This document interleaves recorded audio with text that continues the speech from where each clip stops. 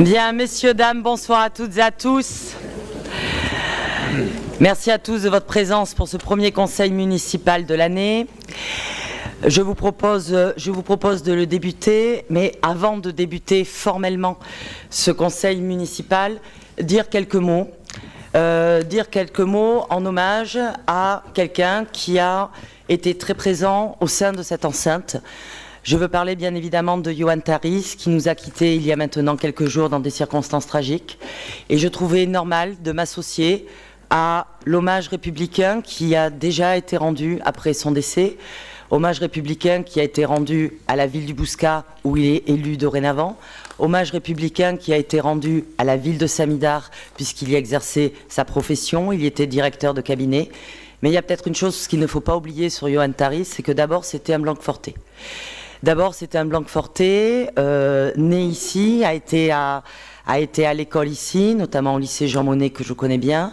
Et en tant que présidente de ce conseil municipal, je trouvais logique de dire quelques mots sur une personne qui a été membre de ce conseil municipal, qui ne l'est plus depuis 2014, mais qui a été membre de ce conseil municipal et qui a été membre jeune. Et c'est peut-être ce sur quoi je voudrais un petit peu insister en disant que l'engagement n'attend pas le nombre des années. C'est à 20 ans que Yohann est devenu conseiller municipal et donc pendant plusieurs mandats jusqu'en 2014. Et quand on parle de l'engagement citoyen, on a parfois tendance à oublier que ce n'est pas forcément vers 40, 45, 50 ans, lorsqu'on s'est débarrassé, entre guillemets, de sa recherche de vie professionnelle, de sa propre vie familiale, de sa propre vie privée, que l'engagement citoyen doit exister. L'engagement citoyen, c'est tout le temps. Et ce n'est pas... vous savez très bien comme moi que je n'étais pas dans le même groupe que Yohann Tharys, mais la question n'est absolument pas là. Ce que je voudrais saluer à travers lui, c'est aussi la présence des gens qui sont autour de cette table, des gens qui sont dans le public, dont certains ont été conseillers municipaux autour de cette table, dans le groupe de Yohann, en opposition du groupe à Yohann, mais qu'importe. Et donc ces gens qui, à un moment donné de leur vie, et jeunes en particulier, décident de passer du temps pour les autres. Parce que c'est ça, l'engagement citoyen, c'est ça, l'engagement politique au sens premier du terme, au sens de la vie de la cité. C'est décider qu'à partir d'un certain moment, on ne va pas rester tous les soirs assis devant sa télé, mais que l'on va essayer d'aller vers les autres, que l'on va essayer de prendre des dossiers, que l'on va essayer de les résoudre, que l'on va se faire engueuler à plusieurs reprises, que de temps en temps, on aura des points positifs, et qu'on continue, et que l'on soit dans la majorité ou dans l'opposition, ce que Yohann a connu à Blanquefort, ce qu'il a connu aussi ailleurs, dans ses autres engagements politiques, ceux que j'ai cités, mais il ne faut pas oublier bien évidemment la région. C'est toujours tragique lorsque, si jeune, 41 ans, on décide, pour des raisons qui ne nous regardent pas et qui ne le concernent que lui, on décide de mettre brutalement fin à ses jours. C'est tragique pour la propre personne, c'est tragique pour sa famille, c'est tragique pour tous ceux qui l'ont connu, pour tous ceux qui l'ont côtoyé, pour tous ceux qui bien évidemment l'ont aimé, pour tous ses amis. Et je sais qu'il y a eu, après son décès, beaucoup de questions sur les raisons sur lesquelles je voudrais absolument pas rentrer dedans, sur des questions de l'engagement politique, c'est quelque chose qui est dur. Moi, la seule chose que je veux voir derrière, c'est qu'à un moment donné, on a eu un homme qui s'est engagé, qui, à titre personnel, a souffert, très certainement, pour en arriver à ce geste, et que, collectivement, on a besoin de rendre hommage à l'engagement, de faire attention à la souffrance humaine, parce que la souffrance humaine peut parfois mener à des gestes désespérés, comme celui qui a été le sien. Je voudrais terminer ces quelques mots en pensant bien évidemment à sa famille. Je veux penser à son père, je veux penser à son frère qui était avec lui sur ces derniers moments de vie, et ça c'est quelque chose qui sera forcément particulièrement compliqué. Je veux penser à ses copains de lycée, je veux penser à ses copains politiques, je veux penser tout simplement à ses copains. Voilà, qu'ils soient d'un côté ou de l'autre, et de dire que On avait eu une discussion, lui et moi, un jour, assez rigolote, parce que, vous savez, c'est pas parce qu'on n'est pas dans le même parti politique qu'on peut pas parler entre soi. Il y a des gens avec lesquels on peut parler. On avait une conversation politique sur un truc une conversation qui n'était pas politique, sur un truc qui n'avait strictement rien à voir, sur les films de Michel Audiard, parce qu'il se trouve qu'on s'est découvert un peu par hasard cette petite passion commune, et on a fait un concours tous les deux. On a fait un concours sur qui connaissait le mieux le film Les Tontons Flingueurs. Voilà. Et donc on s'était amusé à coups de répliques. C'était en 2013. C'était quand il était venu me voir en me disant qu'il ne souhaitait pas se représenter à Blanquefort parce qu'il voulait partir ailleurs. Et donc notre dernière conversation s'est jouée comme ça, à coups de petites répliques autour des tontons flinqueurs. Donc il n'y a pas à dire, c'est autre chose. Ça serait pas des fois de la betterave. Voilà. C'est des choses comme ça aussi qui rendent humain. Et pour tous les gens présents, je voudrais rappeler qu'effectivement, être un élu, ça peut paraître très extraterrestre par moment, mais que derrière tous les engagements qui sont pris, il y a toujours des êtres humains, et que ces êtres humains ont des bonheurs et qu'ils ont des malheurs, et que malheureusement, Johan a eu à un moment donné davantage de malheurs, mais je sais qu'il a aussi une vie où il a eu pas mal de bonheur. Voilà ce que je voulais dire en hommage. Je sais que je ne suis pas la seule personne qui souhaite m'exprimer, qui souhaite prendre également la parole. Et ensuite, je vous proposerai que tous ensemble, nous fassions une minute de silence. Qui souhaite prendre la parole? Madame Duron. Madame le maire, je vous remercie de nous donner la parole afin de rendre hommage à Johan Tharys. Je remercie toutes les personnes qui se sont exprimées et qui s'exprimeront, ainsi qu'à toutes et à tous de votre présence. L'engagement sans faille de Johan Tharys pour l'action publique restera dans la mémoire de toutes celles et ceux qui l'ont connu, toute obédience politique confondue. Johan inspirait le respect, car il incarnait cette vertu. Il l'appliquait dans ses prises de parole et dans ses actes. Le MoDem a perdu un de ses plus brillants et fidèles représentants. Le MoDem Gironde a perdu son capitaine. Il était la tête de pont de notre mouvement. Quant à moi, les mots me manquent pour exprimer cette disparition, tant elle fut violente, inimaginable et douloureuse. Je me souviens de ce mois de janvier où j'ai pris contact avec le MoDem Gironde pour apporter ma contribution à François Bayrou lors des présidentielles. Tu m'as appelé. Tu es venu à la maison, tu connaissais bien l'adresse, puisqu'autrefois nous habitions la même rue. Nous avons discuté longuement. À la suite de cet échange, tout alla très vite. Tu m'as accueilli au sein de la famille centriste, celle qui porte les valeurs de liberté, d'égalité, de respect, de tolérance, valeurs que tu incarnais et que tu savais si bien transmettre. Tu m'as pris sous ton aile avec bienveillance, et tu m'as fait prendre un chemin qui changea radicalement ma vie.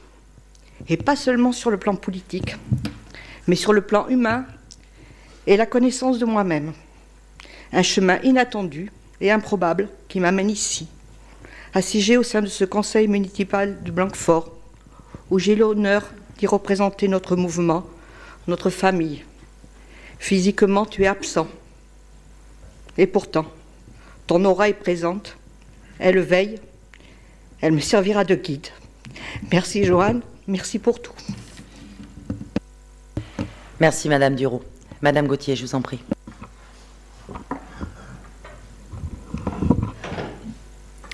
Johan, le dimanche 21 janvier 2018 restera à jamais marqué dans nos mémoires.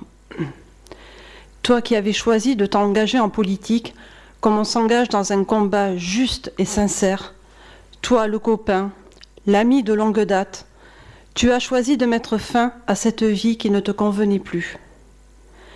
Pour des raisons qui nous restent mystérieuses et que tu as emportées avec toi, tu n'es plus, et ton départ nous laisse un grand vide.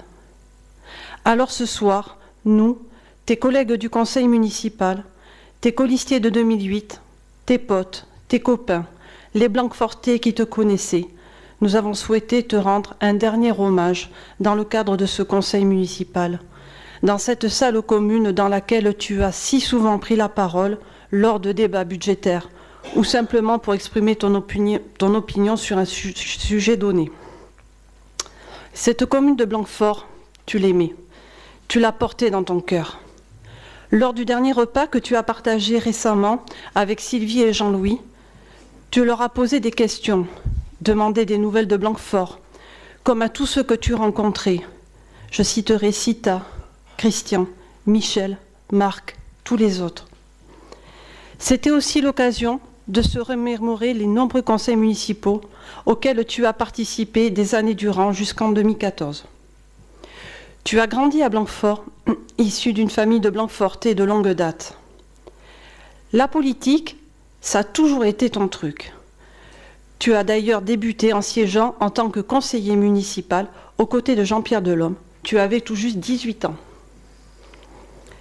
Mais ce soir, nous voulons partager le souvenir de Joanne moins connu, celui que tu nous donnais à voir lorsque tu acceptais de nous ouvrir un peu ton intimité. Tu étais toujours pressée, Joanne. Tu courais après la montre, comme on court après un train. Alors que le conseil débutait à 18h30, tu nous envoyais toujours un texto vers 18h25 pour nous dire que tu étais bien sûr dans les embouteillages et que tu allais arriver. Tu étais capable de faire plusieurs choses en même temps et ta capacité d'intervention lors des conseils municipaux nous impressionnait. Tu jetais sur le papier quelques mots à la va-vite et lorsque tu avais la parole et que le micro s'allumait, tu étais capable de mettre en mots tes idées et de donner sens à ton intervention. Tes propos étaient toujours justes et percutants, même si parfois, comme tout politique qui se respecte, tu savais aussi agacer et faire réagir tes interlocuteurs plus que de raison. Malgré ta vie à 100 à l'heure, tu étais dans l'écoute, Joanne, et le respect de la parole était pour toi important. Lors du bel hommage qui t'a été rendu au Bouscat, a été évoqué ton goût pour les films de Louis de Funès et ceux d'Audiard, dont tu pouvais, à juste propos, replacer une citation pour le plus grand plaisir de ceux qui t'entouraient. Que de fou rires nous avons eu en tête, que de bons moments passés à tes côtés. Pour tout cela, merci Joanne. Mais tu avais aussi ta part d'ombre, toujours très discret sur ta vie personnelle. Quel est ce tourment qui t'a emporté, Joanne ? Que n'avons-nous pas vu dans ton regard pour que tu puisses prendre cette décision très tôt un matin de janvier ? Cette question restera pour nous sans réponse, c'est une certitude. Alors, aujourd'hui, où que tu te trouves, nous t'adressons un salut républicain, amical, mais surtout fraternel, et nous souhaitons du fond du cœur que tu aies pu trouver le repos de ton âme.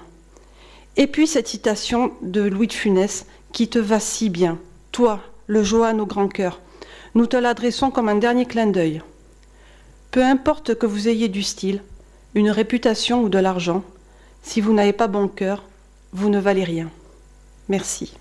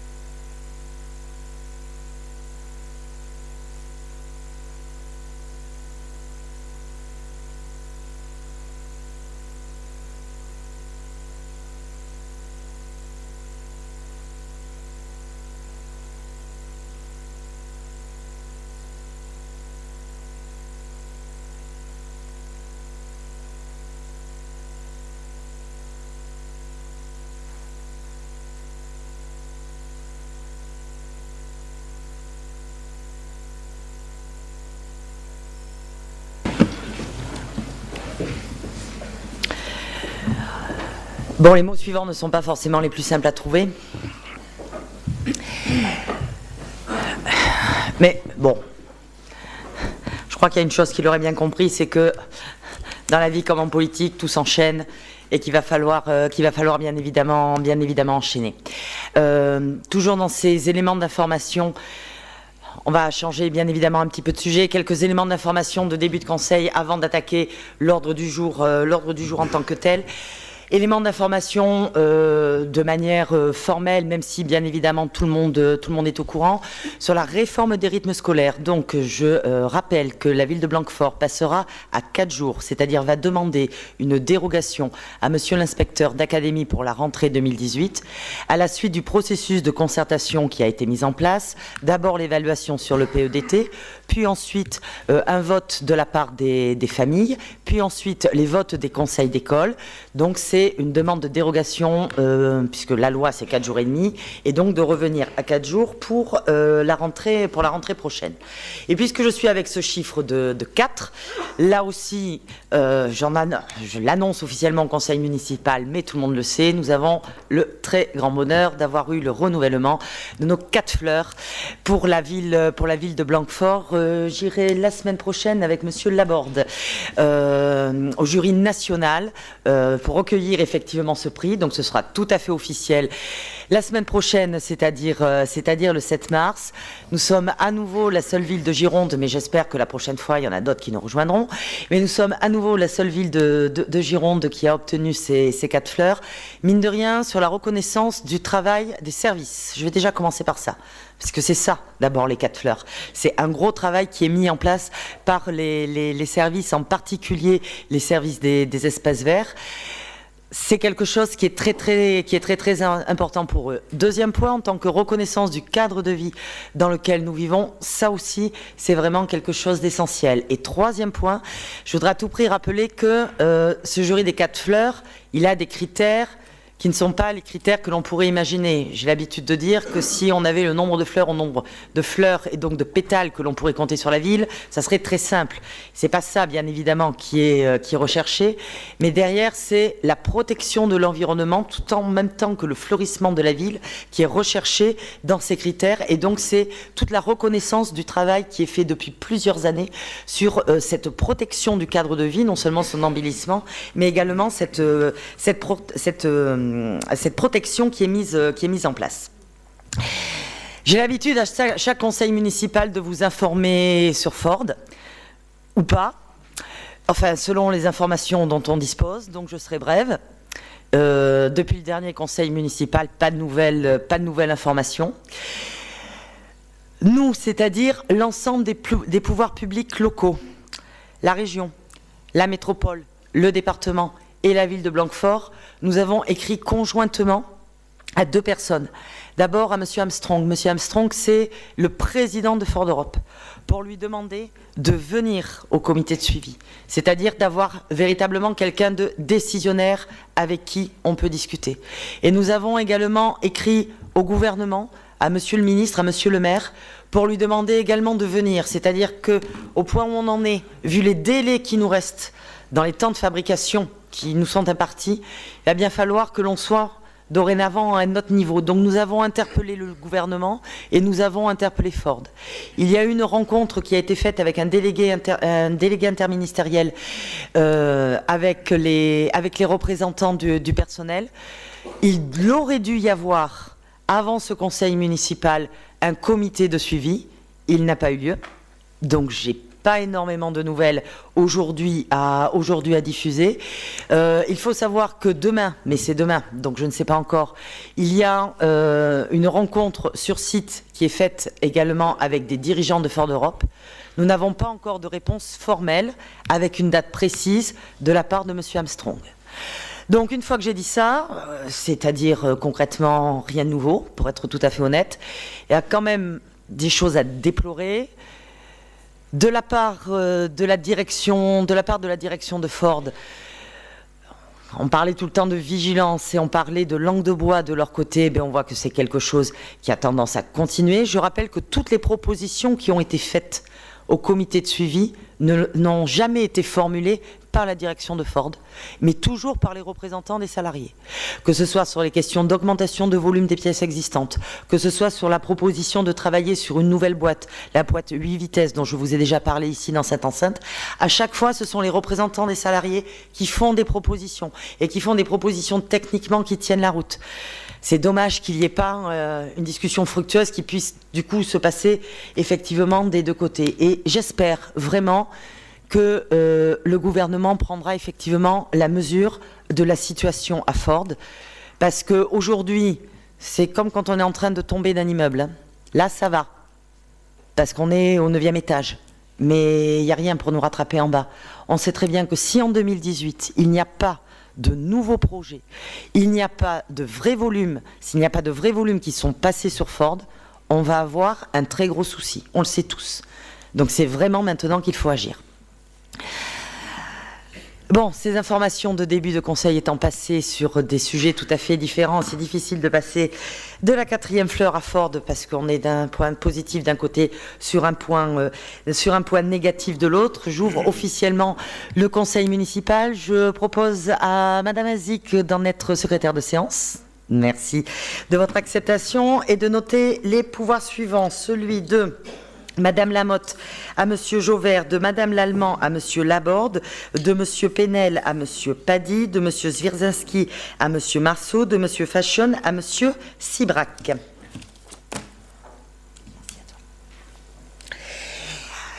Alors, sur l'ordre du jour de ce conseil municipal, nous allons commencer d'abord par 2 rapports. Le premier rapport qui nous est proposé donc pour débat et non pour vote, c'est le rapport d'accessibilité 2017. Il devait être présenté. Merci Monsieur Sibrac de me le rappeler, je l'ai oublié. Merci à vous. Donc, comme Monsieur Sibrac l'a dit très justement, nous avons le compte rendu du 27 novembre dernier. Est-ce qu'il y a des remarques particulières sur ce compte rendu? Je peux le considérer comme étant adopté à l'unanimité? Très bien, je vous remercie. Donc je disais rapport annuel de la commission communale pour l'accessibilité qui devait normalement être présenté par Madame Lallemand mais qui est retenue chez elle pour des problèmes de santé. Merci à Monsieur Laborde d'accepter de le présenter à sa place. Merci beaucoup. Donc bonsoir à toutes et à tous. Daniel Lallemand est actuellement en état de santé déficient. Cependant, elle a tenu à ce que ce rapport vous soit proposé aujourd'hui et à rédiger la présentation que je vais vous lire en me demandant de vous la soumettre, ce que je fais évidemment avec beaucoup de plaisir. Tout d'abord, un rappel des rapports faits les années précédentes pour dire que la loi du 11 février 2005 intitulé « Pour l'égalité des droits et des chances à la participation et la citoyenneté des personnes handicapées » a défini un certain nombre de règles obligatoires dans tous les domaines de la vie pour une meilleure intégration des personnes handicapées. Elle a rendu obligatoire, entre autres choses, la création d'une commission d'accessibilité. La municipalité de Blanquefort n'avait pas attendu cette loi pour créer une telle commission, car elle existait depuis de nombreuses années. Toutefois, c'est lors du conseil municipal de février 2014 que la commission a été mise en place avec les règles et les normes que la loi de 2005 impose. Elle est rattachée actuellement au CCAS. La commission d'accessibilité, présidée par Madame le maire, est composée d'élus, de membres d'associations de personnes handicapées, de membres d'associations de personnes âgées, des personnes venant du secteur économique, d'agents des services municipaux, avec lesquels la Commission a travaillé en lien étroit sur le volet de l'accessibilité des établissements recevant du public, que je nommerai après ERP, et dans le cadre de l'agenda d'accessibilité programmée, que j'appellerai après ADAP, on en a déjà parlé en conseil municipal, dans lequel 82 actions sont programmées pour la commune. D'autres participants sont présents, tels que les membres de Agoracité, bureau d'études d'urbanisme spécialisé dans l'aménagement des espaces et de l'accessibilité, de la voirie et des ERP, ainsi que de la mobilité active, c'est-à-dire les vélos et les piétons. Avec la loi de 2005, la Commission est devenue un observatoire local du handicap et de l'accessibilité. Elle doit proposer les améliorations dans le champ du handicap et de l'accessibilité. Elle doit tenir à jour, par voie électronique, la liste des équipements accessibles ainsi que la liste des équipements qui ont conduit une action dans le cadre de l'ADAP. Elle doit réceptionner et recenser les dossiers d'ADAPT provenant des entreprises, des commerçants et des professionnels de santé. En 2017, la commission s'est réunie 3 fois. Elle a notamment visité le centre-ville et fait des remarques pertinentes sur les améliorations à apporter aux différents aménagements. Le travail de cette commission, depuis son lancement, a permis de valider l'agenda d'accessibilité programmé qui a été réalisé en 2015 et déposé auprès de la DDTM en janvier 2016. Cela a permis d'engager des études et des travaux, notamment une campagne de relevé topographique des bâtiments municipaux lancée sur 4 années pour établir la majeure partie des plans indispensables aux travaux. Dans ce contexte, d'importants travaux ont été réalisés en 2017, d'autres seront engagés en 2018, représentant un montant global de 217 000 €. Par exemple, à l'hôtel de ville, la mise en accessibilité des accès depuis le parc et depuis le parvis sur la rue. Au CCAS, la réalisation d'une rampe en béton pour l'accès au niveau bas. Au stade Jean-Pierre Delhomme, mise en place d'un trottoir rehaussé pour la sécurité des usagers. Au centre culturel Carré-Colonne, la mise en place d'une porte automatisée à l'entrée. À l'EHPAD, le verger du Coteau, mise aux normes de l'entrée du site avec modification du portail et du portillon. À l'église du Bourg, rénovation du parvis avec mise en place des sécurités d'usage, remplacement de la porte latérale sont prévus pour 2018 les garde-corps des escaliers. Au Club de l'Amitié, réalisation d'un parvis pour accéder à l'entrée sous escalier et d'une sécurité d'usage sur escalier. Travaux prévus en 2018. Mise aux normes de sanitaire à la mairie, salle polyvalente de Fontgravé, salle de réception de Tanaïs. Ces travaux correspondant à ceux-ci sont répartis sur les 2 années 2017-2018. Lors de la tenue de la commission d'accessibilité du 23 novembre 2017, ses membres ont également validé le plan local de mise en accessibilité de la voirie et des espaces publics. C'est pas moi qui invente les noms des commissions, mais ça s'appelle le PAV, conduit par Bordeaux Métropole et Agora Cité. Le périmètre d'étude concerne 26 km 300 de voirie à Blanquefort. L'objectif du PAV est d'établir le diagnostic de l'accessibilité des personnes handicapées aux espaces publics et à la voirie, de faire des propositions à la collectivité pour l'établissement d'un plan d'action détaillé mentionnant leur degré de priorité et l'estimation des coûts, de communiquer en partageant les différentes étapes du PAV avec la commission accessibilité et enfin de diffuser des informations auprès de la population. Bien sûr, le travail de cette commission est loin d'être terminé. 2018 et les années qui suivront permettront d'aller encore plus loin dans l'amélioration de toutes les formes d'accessibilité sur notre commune. Si les collectivités dans leur ensemble font souvent les efforts nécessaires, le secteur privé semble parfois ne pas suivre le même rythme, ce qui peut induire des difficultés. La Commission a établi ce rapport annuel qui est donc présenté ce soir aux membres du conseil municipal, qui sera transmis aux représentants de l'État dans le département, c'est-à-dire le préfet, au président du conseil départemental et au conseil départemental consultatif des personnes handicapées, ainsi qu'à tous les responsables des bâtiments, installations et lieux de travail concernés par le rapport, conformément à la loi de février 2005. Je vous remercie. Merci, Monsieur Laborde, d'avoir porté la parole de Madame Lallemand. Oui, je peux. Est-ce que des personnes souhaitent s'exprimer sur ce rapport ? Pas particulièrement. Juste peut-être pour conclure là-dessus. La loi sur l'accessibilité de 2015 est souvent jugée comme étant contraignante. Elle l'est. Elle est considérée comme ayant des conséquences financières importantes. Elles le sont. D'un autre côté, je pense qu'en France, on avait pris du retard par rapport à cette prise en compte de l'ensemble des accessibilités. Et je mets un S, 2 S, il faudrait mettre d'une manière ou d'une autre. Donc la ville de Blanquefort, suivant ainsi la loi, s'est lancée dans un long programme sur sur les espaces publics et sur les établissements recevant du public. Ce sont en fait les deux aspects du rapport que nous avons ici. 217 000 euros, c'est une somme qui est conséquente.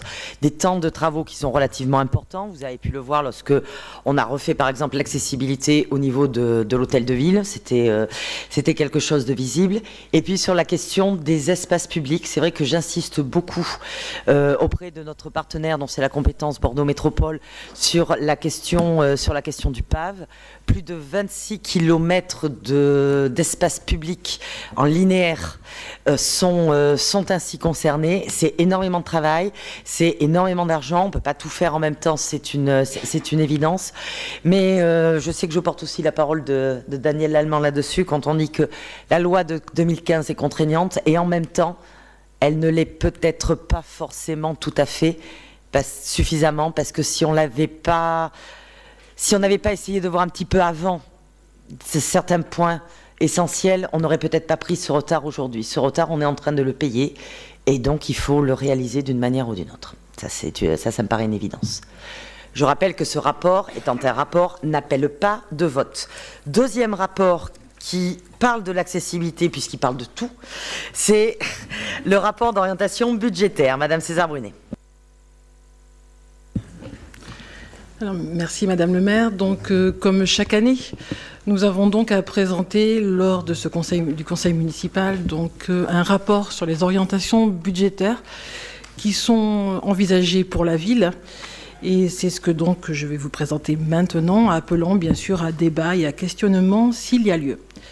Donc tout d'abord, reprendre un seul élément peut-être sur l'environnement économique, un élément macroéconomique qui sous-tend l'activité de la France depuis maintenant fin 2016, on peut le dire comme ça, une croissance qui semble se maintenir et qui pourrait même, selon les aspects les plus positifs, s'accélérer sur les années à venir.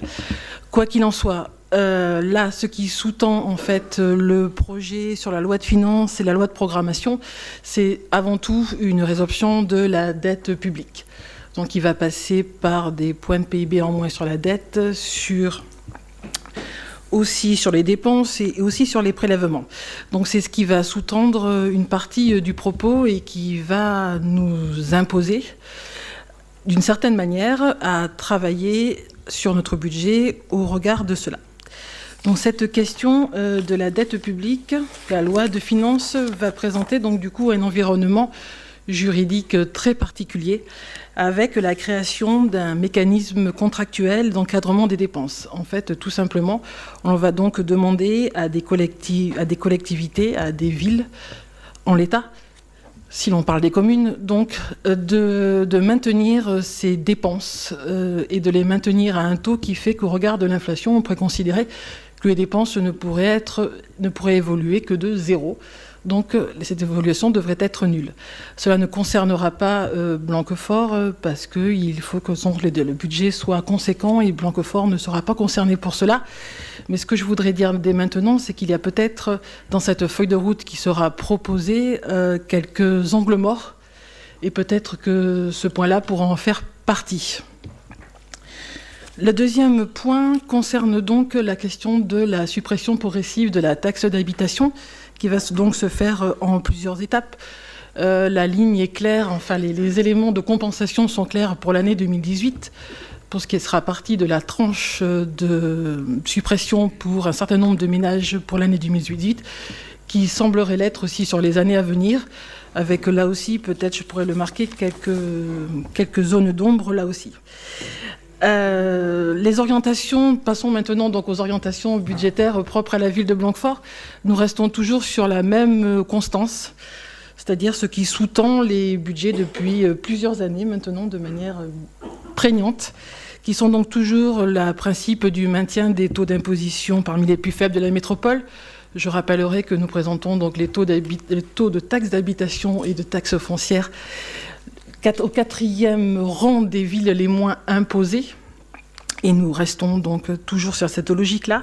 La poursuite donc d'un plan d'investissement ambitieux, le maintien de fait d'un très faible niveau d'endettement pour la commune qui s'avère s'affaiblir ce taux d'endettement chaque année un petit peu plus, et la poursuite d'une tarification sociale toujours favorable au Blanquefortais, et nous y sommes extrêmement attentifs. Pour autant, si nous parlons des recettes, nous accusons donc, enfin la ville accusera donc là aussi une poursuite de la baisse des dotations, alors pas au niveau de la DGF, de la dotation forfaitaire, parce qu'en fait, elle ne bouge pas pour cette année. Ce ne sont plus les communes qui sont impactées par cette baisse de dotation-là. Ce sont d'autres collectivités qui le sont, mais pour autant, les principes de solidarité ou de péréquation continuent à fonctionner. Et au niveau donc de la dotation solidarité rurale ou urbaine, nous connaissons donc une baisse globale de la dotation qui sera donc d'environ 130 000 €. Et je rappellerai que si l'on prend en fait la perte des recettes cumulées depuis 2013, eh bien nous en sommes donc à 5 393 000 € de baisse de dotation cumulée. Donc comme je le disais, les charges de péréquation restent toujours importantes, mais elles se stabilisent tout de même. En ce qui concerne l'attribution de compensation, elle sera donc stabilisée sur l'année 2018 parce que nous ne verrons plus de modifications, parce que les 2 cycles de mutualisation sont passés, que maintenant elle sera d'autant plus stabilisée avec la création de l'attribution de compensation qui est de l'investissement, qui permet de bien connaître et de pouvoir définir clairement les dotations qui seront les nôtres à ce titre sur l'année suivante. Donc je ne reviendrai pas sur la question des taux d'imposition, je pense que je me suis déjà exprimée à ce titre. Et pour en ce qui concerne donc les autres recettes, nous connaîtrons, et nous en avons déjà parlé, une baisse des dotations au titre des contrats aidés au niveau de la ville, et nous resterons, c'est vrai, ça a été aussi le sujet d'un échange au sein du conseil municipal sur une très forte vigilance sur les associations, pour autant, pas pour autant sur leur survie, mais peut-être sur certaines de leurs activités qui pourraient souffrir donc de cette baisse très importante du nombre de contrats aidés. Pour les autres recettes, ce sont des recettes qui sont plus à la marge, et donc la dotation, la DCRTP ou des choses comme ça, mais je ne m'appesantirai pas là-dessus. Donc comme je le disais, en ce qui concerne les dépenses, nous avons maintenant sur 2018 une vision d'un budget pour lequel nous avons les grandes lignes. Comme je le disais, donc les 2 cycles de mutualisation sont passés. Donc maintenant, nous savons où nous sommes par rapport à tout ça. Les effectifs de fait aussi sont stabilisés. Et nous allons donc toujours aussi rester sur cette logique de contrainte des dépenses de fonctionnement et proposer donc un budget à l'identique, équivalent, tout en toujours essayant de favoriser les nouvelles actions. Pour autant, c'est ce qui fait aussi la vie et le dynamisme de la ville de Blanquefort.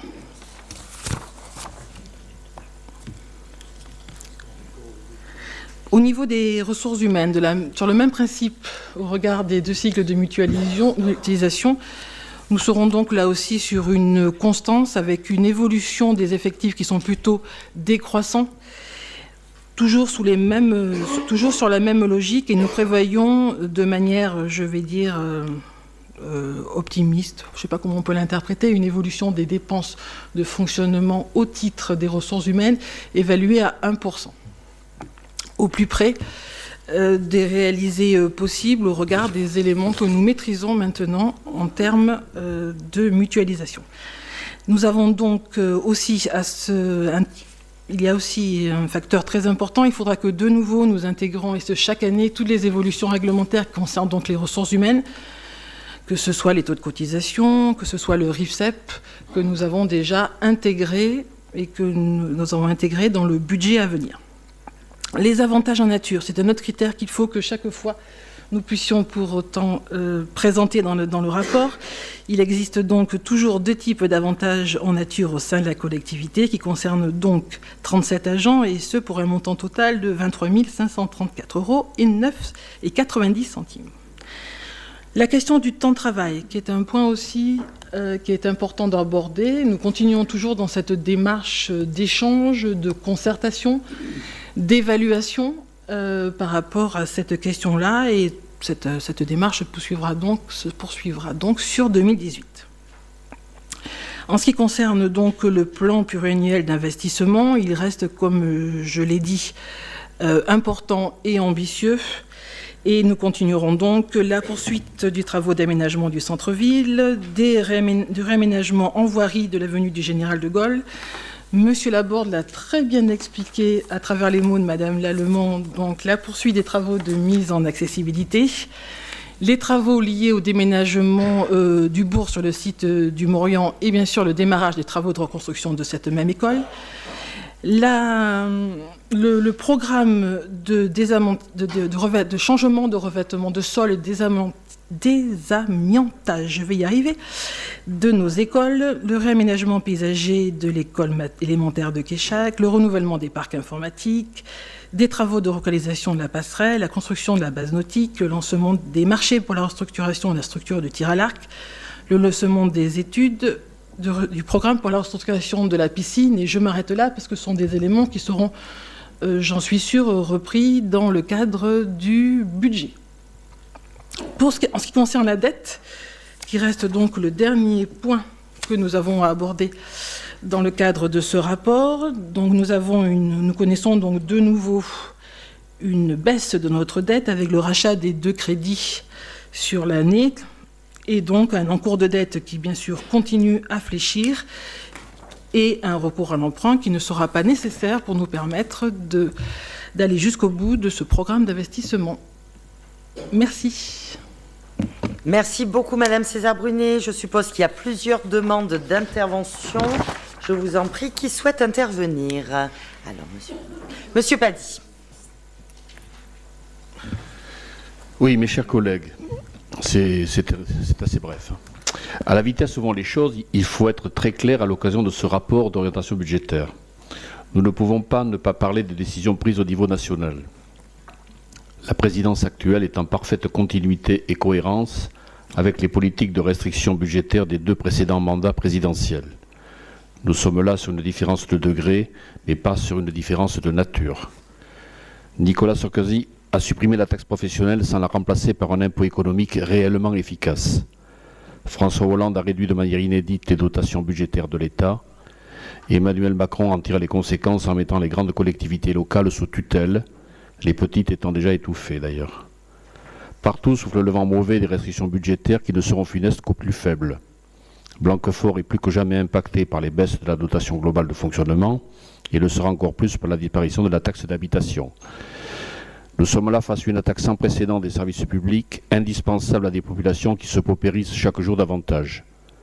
Nous savons que quelques grands groupes sont à l'affût et ils voient, peut-être pour la première fois depuis 1945, s'ouvrir en grand les fenêtres de leurs chers profits, que le Conseil national de la résistance d'ailleurs avait eu l'outrecuidance de vouloir limiter. Ce n'est pas de la modernité dont il s'agit tout simplement d'un retour en arrière. L'avenir est scandaleusement incertain et j'espère que personne ne s'en étonnera autour de cette table dans les mois à venir. Je vous remercie de votre attention. Merci, Monsieur Sibrac. Madame le maire, Madame l'adjointe aux finances, chers collègues, bonsoir.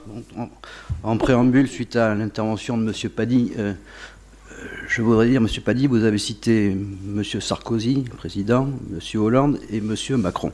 Et vous avez indiqué que les 3 avaient fait subir des restrictions aux Français et voulu baisser la charge de la dette. Bon, la France, Monsieur Pady, vous n'êtes pas sans savoir, à 2200 milliards de dettes, et si de mon point de vue les 3 personnes que vous avez citées, nos 3 présidents, les 2 anciens et l'actuel, ont eu la même démarche, c'est peut-être que finalement il y a une nécessité absolue. Donc moi personnellement, Monsieur Pady, je ne n'irai pas dans le même sens que vous. Les choses ont été faites peut-être brutalement, les collectivités locales et les communes n'avaient peut-être pas besoin d'avoir cette pression aussi forte qu'elles l'ont eue.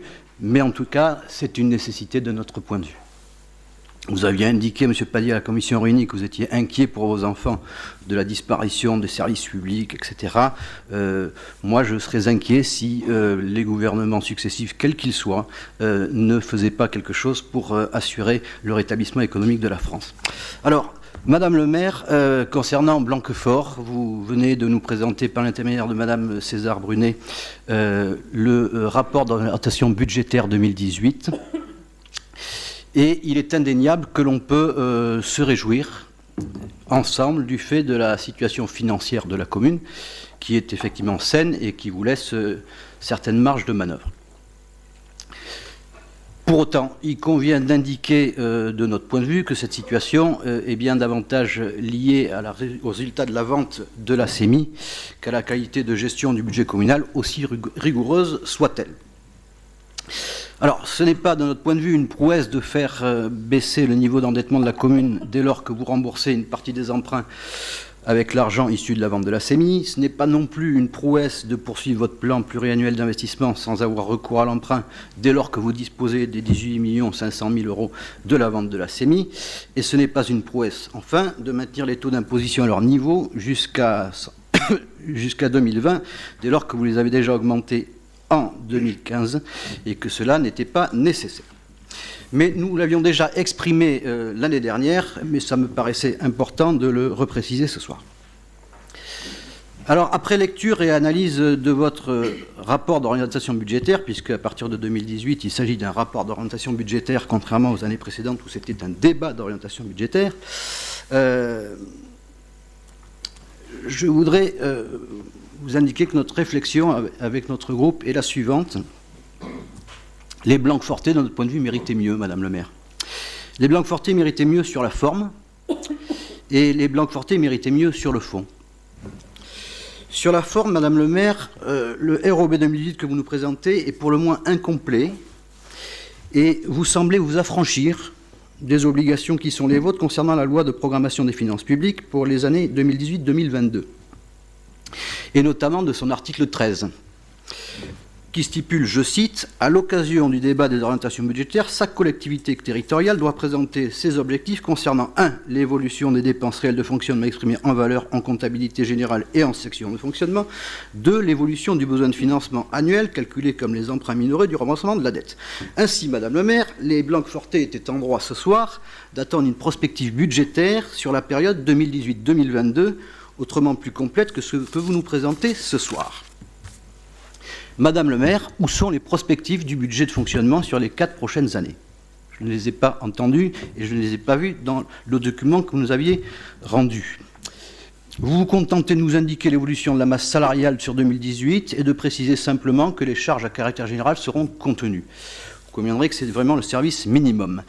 Il en est de même pour la prospective d'investissement et l'évolution du besoin de financement en 2018-2022. Vous vous affranchissez là encore des obligations qui sont les vôtres, en vous contentant de nous indiquer un plan pluriannuel à 2020 de 29 millions d'euros. 2020, je sais que c'est l'échéance du mandat, mais enfin, le plan pluriannuel d'investissement doit être sur 5 ans et toutes les communes ou la plupart des communes voisines et de la communauté se sont conformées à cette réglementation, alors même qu'ils ont fait leur débat d'orientation budgétaire il y a déjà 3 semaines de cela, Madame le maire. Alors, pourquoi pas 2022, comme vous l'impose l'article 13? C'est une question que nous nous posons. Pour finir sur la forme, Madame le maire, et en reprenant le DOB 2017 que nous avons repris pour voir un petit peu la cohérence des choses, alors il y a une cohérence, effectivement, avec le DOB 2018, le ROB. Madame le maire, vous avez fait quasiment c'est un copier-coller. Il y a des paragraphes entiers que vous n'avez rien changé. Vous avez changé 2017 pour mettre 2018. On peut même se demander, Madame le maire, si vous avez lu ce débat d'orientation budgétaire que vous nous présentez. Il y a en page 4 une phrase que vous avez repris 2 fois. Alors effectivement, c'est la phrase qui indique que les taux n'augmenteront pas, ou alors sont les plus le 4e taux le plus bas de la commune. Vous nous l'avez matraqué 2 fois. Je pense que ce n'était pas nécessaire, ou alors c'est un oubli. Et encore une fois, on peut se demander si vous avez vraiment lu ce rapport.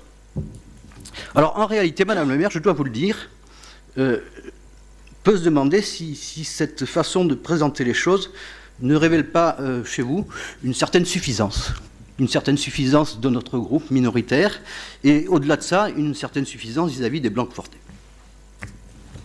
Alors j'en viens maintenant sur le fond, Sur le plan pluriannuel d'investissement, en 2017, vous nous annonciez un PPI de 25 millions d'euros sur 4 ans. Un an plus tard, donc aujourd'hui, vous nous expliquez que pour 2018, vous nous annoncez un PPI de 29 millions d'euros sur 3 ans. Vous ne présentez aucun tableau prospectif du financement des investissements pour les 5 prochaines années, aucun détail sur la décomposition des 29 millions d'euros. Que représente, Madame le maire, ces 29 millions d'euros? Alors, je souhaiterais m'arrêter plus particulièrement sur certains points. Et comme l'a dit Madame César Brunet, il y aura certainement des questions. Oui, nous avons des questions. Et nous avons, comme vous avez pu le voir, des remarques. Alors, concernant le déménagement de l'école du Bourg, Madame le maire, ça fait plus d'1 an que nous attendons et que nous demandons, notamment à Monsieur Boucaud, de nous préciser le montant des charges et du coût du déménagement dans le site Maurian. Nous l'avons réclamé à nouveau lors de la commission réunie il y a 15 jours de ça. Il y a 1 heure avant le conseil municipal, j'ai regardé ma messagerie, je n'ai toujours rien de ce point de vue-là. Est-ce qu'on peut enfin avoir des précisions sur le montant de ce déménagement? Par avant, je vous en remercie. Concernant la piscine, alors comme vous le savez, les piscines sont des équipements qui pèsent extrêmement lourd sur le budget de fonctionnement des collectivités.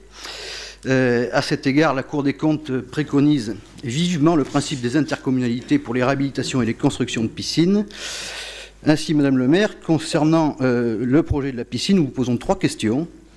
Avez-vous, comme le préconise la Cour des comptes, fait une comptabilité analytique spécifique pour la piscine? Ce serait intéressant de l'avoir.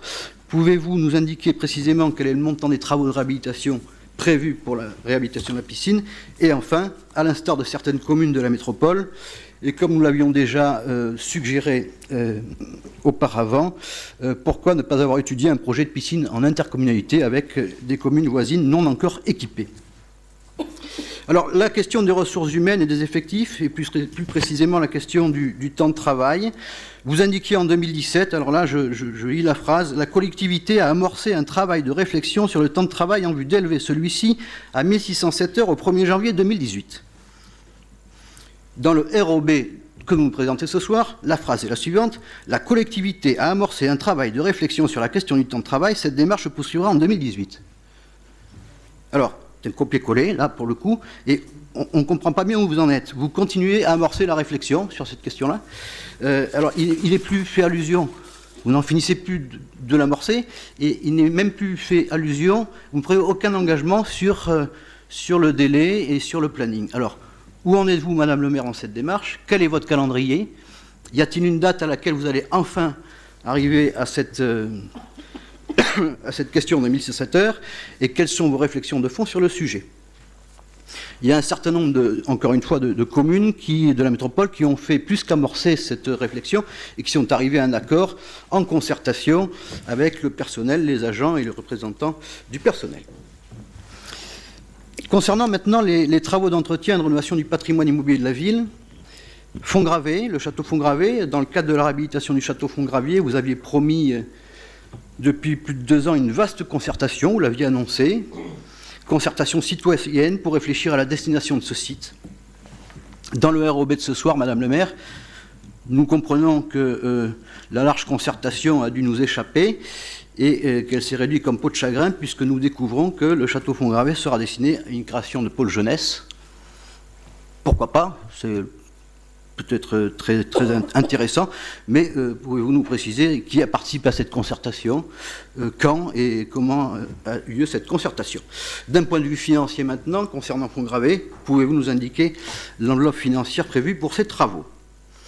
Les salles paroissiales, que vous avez rebaptisées salles d'intérêt collectif, où en êtes-vous? Il n'y a pas le début du commencement d'une pierre posée, et ce projet n'apparaît plus dans votre plan de financement à 5 ans.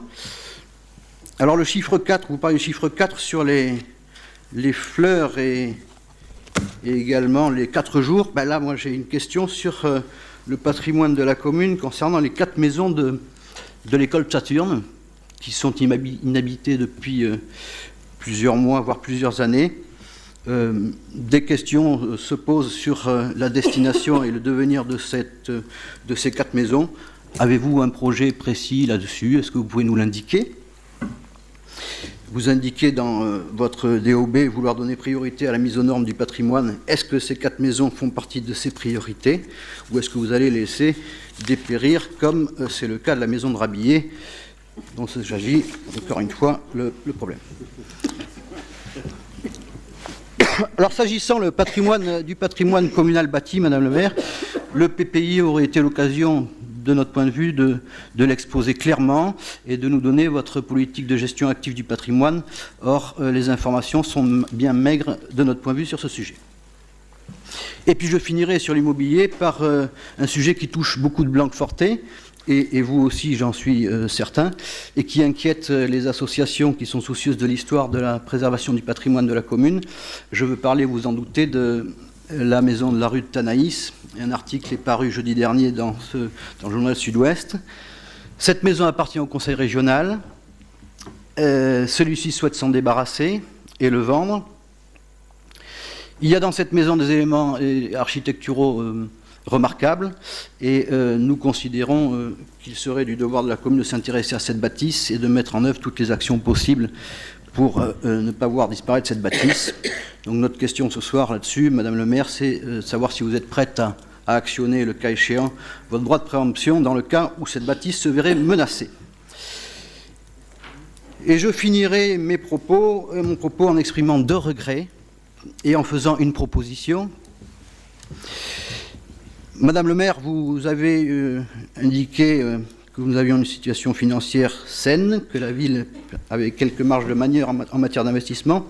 Vous évoquez un plan ambitieux.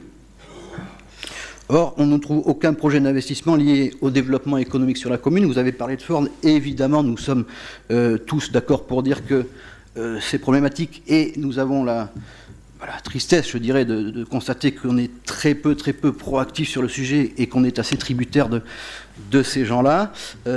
Mais ne faut-il pas justement essayer d'être proactif sur des éléments sur lesquels on peut avoir une influence et on ne voit rien sur votre projet de développement ou d'aide à un développement économique. Vous avez parlé et évoqué lors des vœux un projet de zone artisanale. On ne voit rien dans le PPI à 5 ans. Enfin, nous regrettons, pour terminer, et c'est là notre proposition, nous regrettons que vous n'ayez pas eu l'ambition de donner aux Blanquefortais l'occasion de participer au PPI en mettant, comme certaines communes de France, en place un réel outil de démocratie participative, pour le coup, qui est, vous l'aurez compris, le principe du budget participatif. Ces budgets représentent dans les communes en moyenne 2 à 3% du budget. Pour Blanquefort, ça aurait été 900 000 €. Et ça aurait été l'occasion de montrer aux Blanquefortais que vous vouliez vraiment leur donner la parole, mais leur laisser une action très concrète de leur part. Donc nous faisons ce soir cette proposition-là. Et voilà ce que nous voulions vous dire et vous demander au travers de ce débat d'orientation budgétaire. Je vous remercie de votre écoute. Merci, Madame Guyonneau. Alors moi, je vais me réjouir du copier-coller en matière de subventions pour le CCAS, puisque c'est vrai que c'est important effectivement qu'il y ait un maintien, une continuité dans cette subvention. Et je voudrais parler, juste faire une petite aparté pour parler de l'évaluation des politiques sociales seniors. Il y a quelques jours, nous étions 120 dans cette même salle, 120 seniors pour la plupart, dont la moitié ont accepté de continuer le travail qui a été fait d'évaluation des politiques sociales seniors de la ville de Blanquefort. Je les en remercie et je crois que c'est quelque chose qui est très important pour l'avenir de notre collectivité. Et je voulais aussi remercier tous ceux qui, en amont, se sont investis dans ce travail. Je voulais aussi indiquer que nous portons une attention toute particulière aux associations qui œuvrent dans le champ de la solidarité, en particulier la passerelle, qui a été touchée aussi par la diminution donc des contrats aidés. Et nous serons à leur côté, que ce soit sur le plan matériel, puisque donc la passerelle déménagera dans la maison dite Maison de l'Homme, et nous les accompagnerons aussi dans le domaine justement des emplois aidés pour que cette association puisse continuer à œuvrer dans le champ de la solidarité. Voilà ce que je voulais dire très rapidement, puisque je crois qu'il y a beaucoup de questions qui ont été posées. Merci, Madame Duraud. Madame le maire, mes chers collègues, bon, je ne serai pas aussi longue que mon collègue Luc Sibrac. Je suis toute seule pour étudier le dossier, donc voilà. Non, je voulais simplement... vous entendez là? Bon. Simplement répondre sur quelques points la suppression de la taxe d'habitation. Donc je suis favorable à la décision qui a été prise pour supprimer cette taxe d'habitation, qui effectivement est une taxe injuste. Elle est injuste pourquoi? Parce que son mode de calcul date. Donc il n'est plus adapté. Donc quand quelque chose n'est plus adapté, puisque ça n'a pas été revu, autant le supprimer. Donc je n'ai pas... Ben oui, parfois, depuis 1970, je crois, on est toujours sur la même manière de calculer cette taxe. Néanmoins, je mettrai un bémol sur cette suppression de taxe d'habitation. Ce que j'aimerais, moi, c'est que ça soit quelque chose, disons, d'un petit peu de temporaire.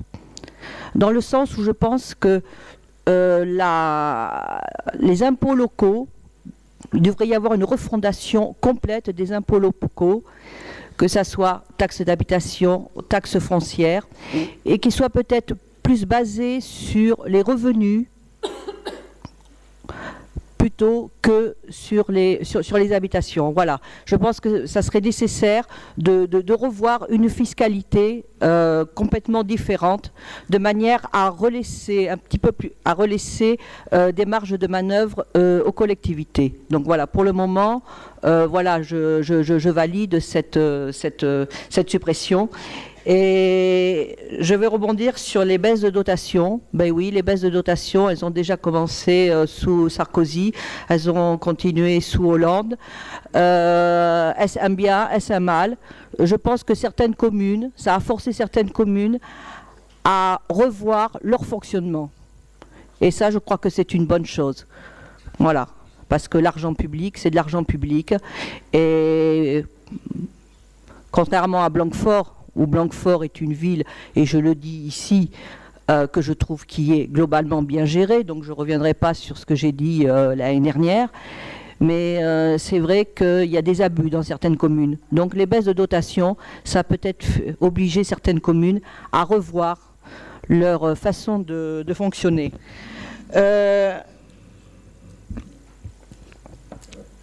Je dirais, je vais passer sur la vente de la SEMI. Ben oui, on a de la chance, vous avez de la chance, Madame le maire. La vente de la SEMI a rapporté de l'argent. Ça, c'est indéniable. Maintenant, comment on dépense cet argent? Ben là, contrairement à ce que dit mon camarade, mon collègue Lucie Braque, je trouve que les projets sont cohérents, utiles et pas dispendieux. Alors effectivement, l'argent de la SEMI aurait pu être mal utilisé dans des projets pharaoniques. Ce n'est pas le cas. Donc oui, Madame le maire, Blanquefort a cette chance d'avoir cette manne d'argent. Mais je le répète, je trouve que cet argent est bien utilisé. Les Blanquefortais, eux, ils ne vont pas décortiquer le DOB, là, tous ces chiffres. Qu'est-ce qu'ils voient, les Blanquefortais? Ils voient la qualité de vie, la qualité des services sociaux, des services culturels. C'est ça qu'ils regardent, les Blanquefortais, par rapport à ce qu'ils payent aussi. Et Blanquefort est une des communes, vous l'avez dit, la 4e moins imposée de toute la métropole, et les services rendus sur Blanquefort sont parfois nettement supérieurs que d'autres communes.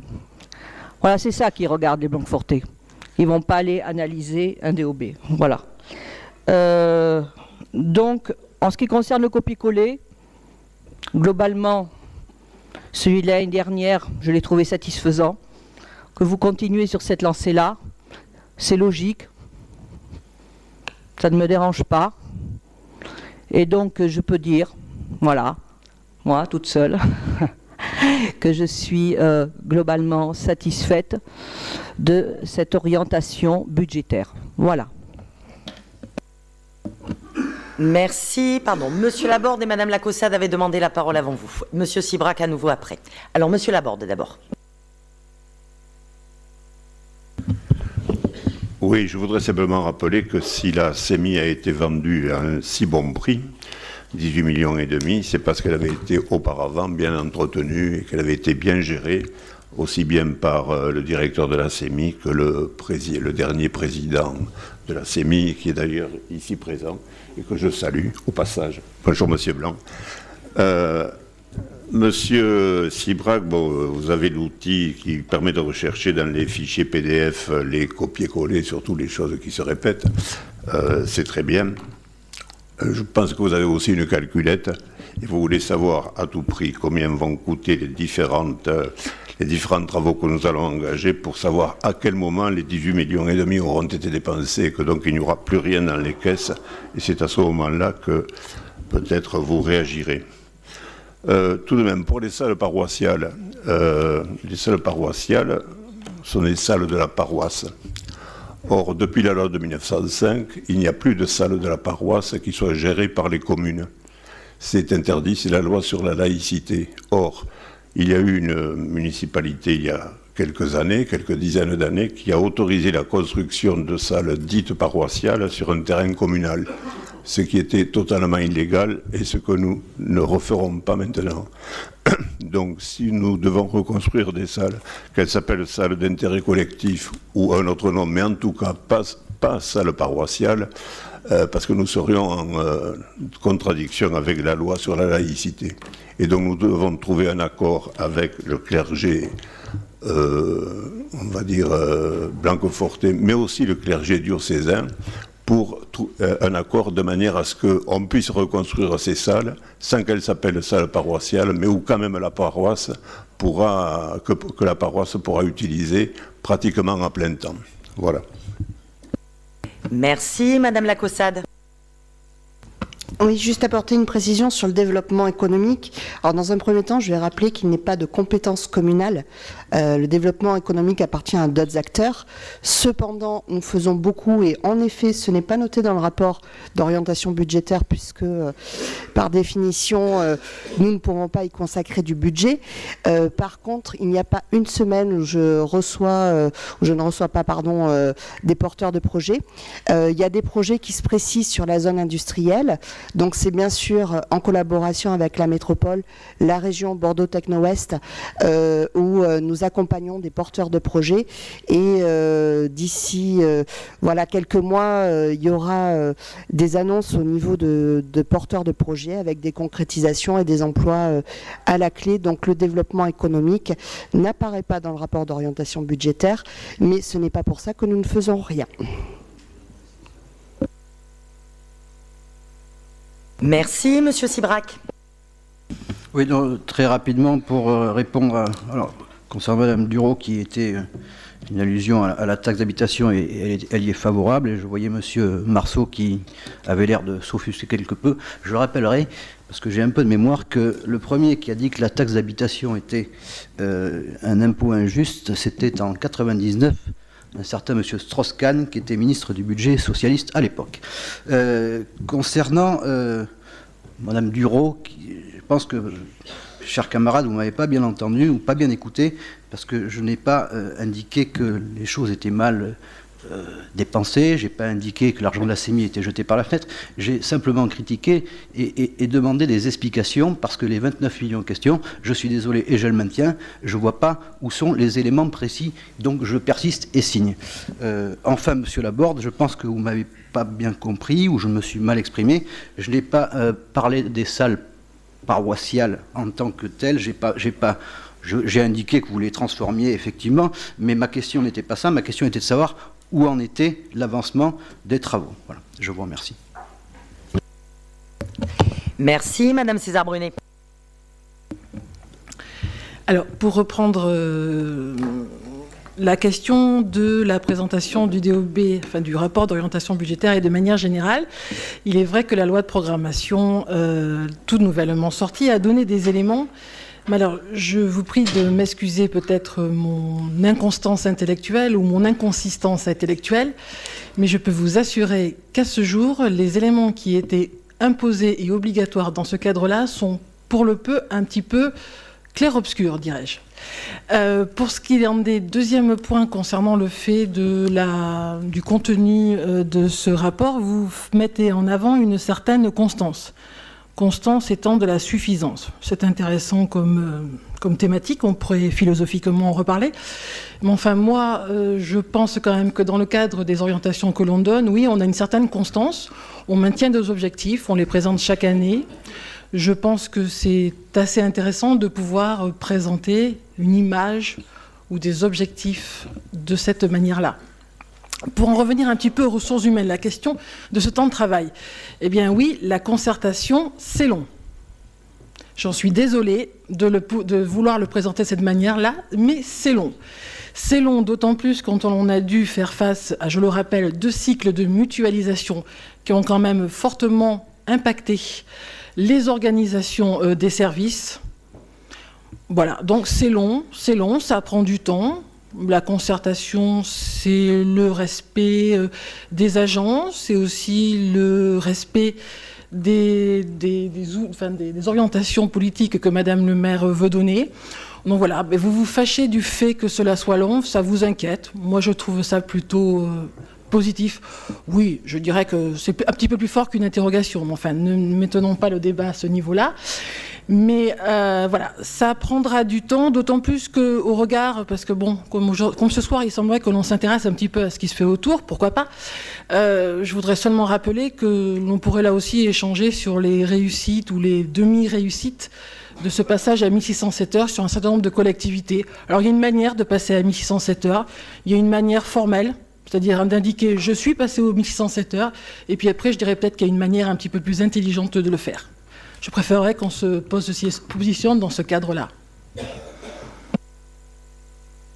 Merci. D'autres demandes d'intervention, Monsieur Pady ? Oui, très rapidement, pour répondre à Luc Sibrac. Vous utilisez le clair-obscur, pour reprendre le terme de Sylvie, sur le papier collé ou le collé. Mais c'est du papier collé aussi, puisque c'est des billets de banque de la dette publique à 2200 milliards. Bon, vous savez que beaucoup d'économistes le contestent. C'est un chiffre rouge, hein. Donc c'est pas le lieu d'en débattre ici. Mais bien sûr, c'est un chiffre qui, pour ceux qui, comme dit effectivement Patricia, ne s'intéressent pas de près au DOB, effectivement, on peut faire peur. Il faut avoir des débats un peu plus sérieux. Donc je suis désolé, vous avez dit que nous étions suffisants. Là, en l'occurrence, c'est un peu insuffisant. Merci. Merci. Est-ce qu'il y a d'autres demandes d'intervention ? Eh bien, je vais donc... Pardon, Madame Jouve. Oui, moi je voudrais quand même juste féliciter évidemment tous mes collègues et aussi le mandat précédent pour la gestion très saine, parce que Blanquefort reste quand même la 4e ville avec le taux d'imposition le plus faible, en sachant que les 3 villes qui sont devant nous sont des villes inférieures à 3500 habitants, donc c'est une performance et non de la suffisance. Merci. Est-ce qu'il y a d'autres demandes d'intervention ? Je vais donc intervenir à mon tour. C'est important ce rapport d'orientation budgétaire, parce que ça permet de parler de plein de choses. Effectivement, ça permet de poser des questions au niveau de la loi de programmation de finances et des inquiétudes, des questions, ou tout simplement, que cela peut poser après. Cela permet également de s'interroger sur ce qui va se faire plus localement sur la ville.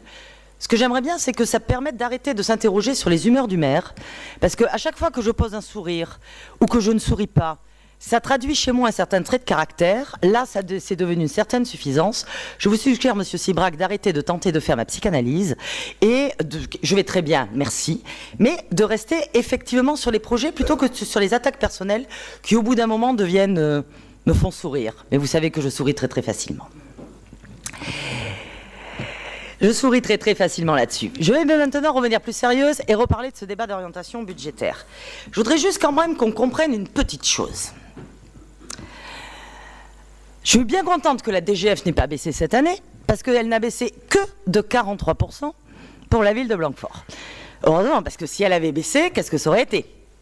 En gros, au début du mandat, vous avez les chiffres dans le document qui permettent de temps en temps de revenir en arrière. Donc en 2014, la ville de Blanquefort touchait une DGF de 1,7 million. Aujourd'hui, pas par la baisse de la DGF en tant que telle, mais des éléments de calcul à l'intérieur. On va laisser tomber cet élément-là. Moi, ce qui m'intéresse, c'est le chiffre à l'arrivée. Nous sommes prévus à 160 000 euros. Cumulé, on l'a dit, ça fait 5,3 millions d'euros. Alors, je comprends que 5,3 millions d'euros, c'est abstrait. On ne voit pas à quoi ça correspond. 5,3 millions d'euros, c'est le chiffre que nous avons inscrit dans le PPI, parce que oui, Monsieur Sibrag, nous avons déjà présenté des PPI dans cette Assemblée. On a présenté 5,5 millions d'euros pour la démolition-reconstruction de l'école du bourg. Donc, en 4 ans, la baisse des recettes équivaut à la démolition-reconstruction d'une école de 9 classes. Voilà, je pense que là, en termes, on s'y retrouve. Et ça n'a rien à voir avec la vente de la CEMI. Puisque ça, ce sont des recettes de fonctionnement que l'on n'a plus. Donc, que l'on ait vendu ou pas vendu la CEMI, ces 5,5 millions d'euros sur 4 ans, on ne les a plus. Et ça correspond, effectivement, à peu près, alors j'exagère, ok, il manque 200 000 euros, soyons très précis, mais ça correspond à peu près à la reconstruction d'une école. Donc, forcément, qu'il y a des choses que l'on retrouve. En fait, j'ai l'impression, effectivement, depuis 4 ans, de dire, les recettes sont en baisse. Parce que depuis 4 ans, les recettes sont en baisse. Voilà, c'est pas beaucoup plus compliqué que ça. Et malgré ces recettes en baisse, et encore, je vous fais grâce du FPIC, c'est-à-dire un autre élément de péréquation qui doit être, si ma mémoire est bonne, à 230 000 euros, c'est-à-dire que l'on n'est plus qu'à 160 000 euros de recettes d'un côté et qu'on sort 230 000 euros de l'autre, c'est-à-dire qu'à l'arrivée, on est négatif. Quand même, et c'est effectivement voir ça. Voilà, effectivement, les recettes baissent. Vente de la CEMI ou pas vente de la CEMI, ça n'a strictement rien à voir, ce truc-là. Et pendant ces 4 ans, eh bien, effectivement, les dépenses de fonctionnement, il a fallu les maintenir. Les dépenses de fonctionnement, ça n'a rien à voir avec la vente de la CEMI. Mais ça, on va bien finir par le comprendre, une année ou une autre. Les dépenses de fonctionnement, on a dû les contracter. Les dépenses de fonctionnement, c'est simple. C'est en 4 grosses catégories. Vous avez les charges à caractère général.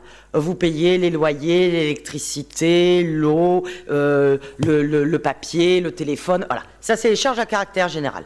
Vous avez le personnel, vous avez les subventions et vous avez les intérêts de la dette.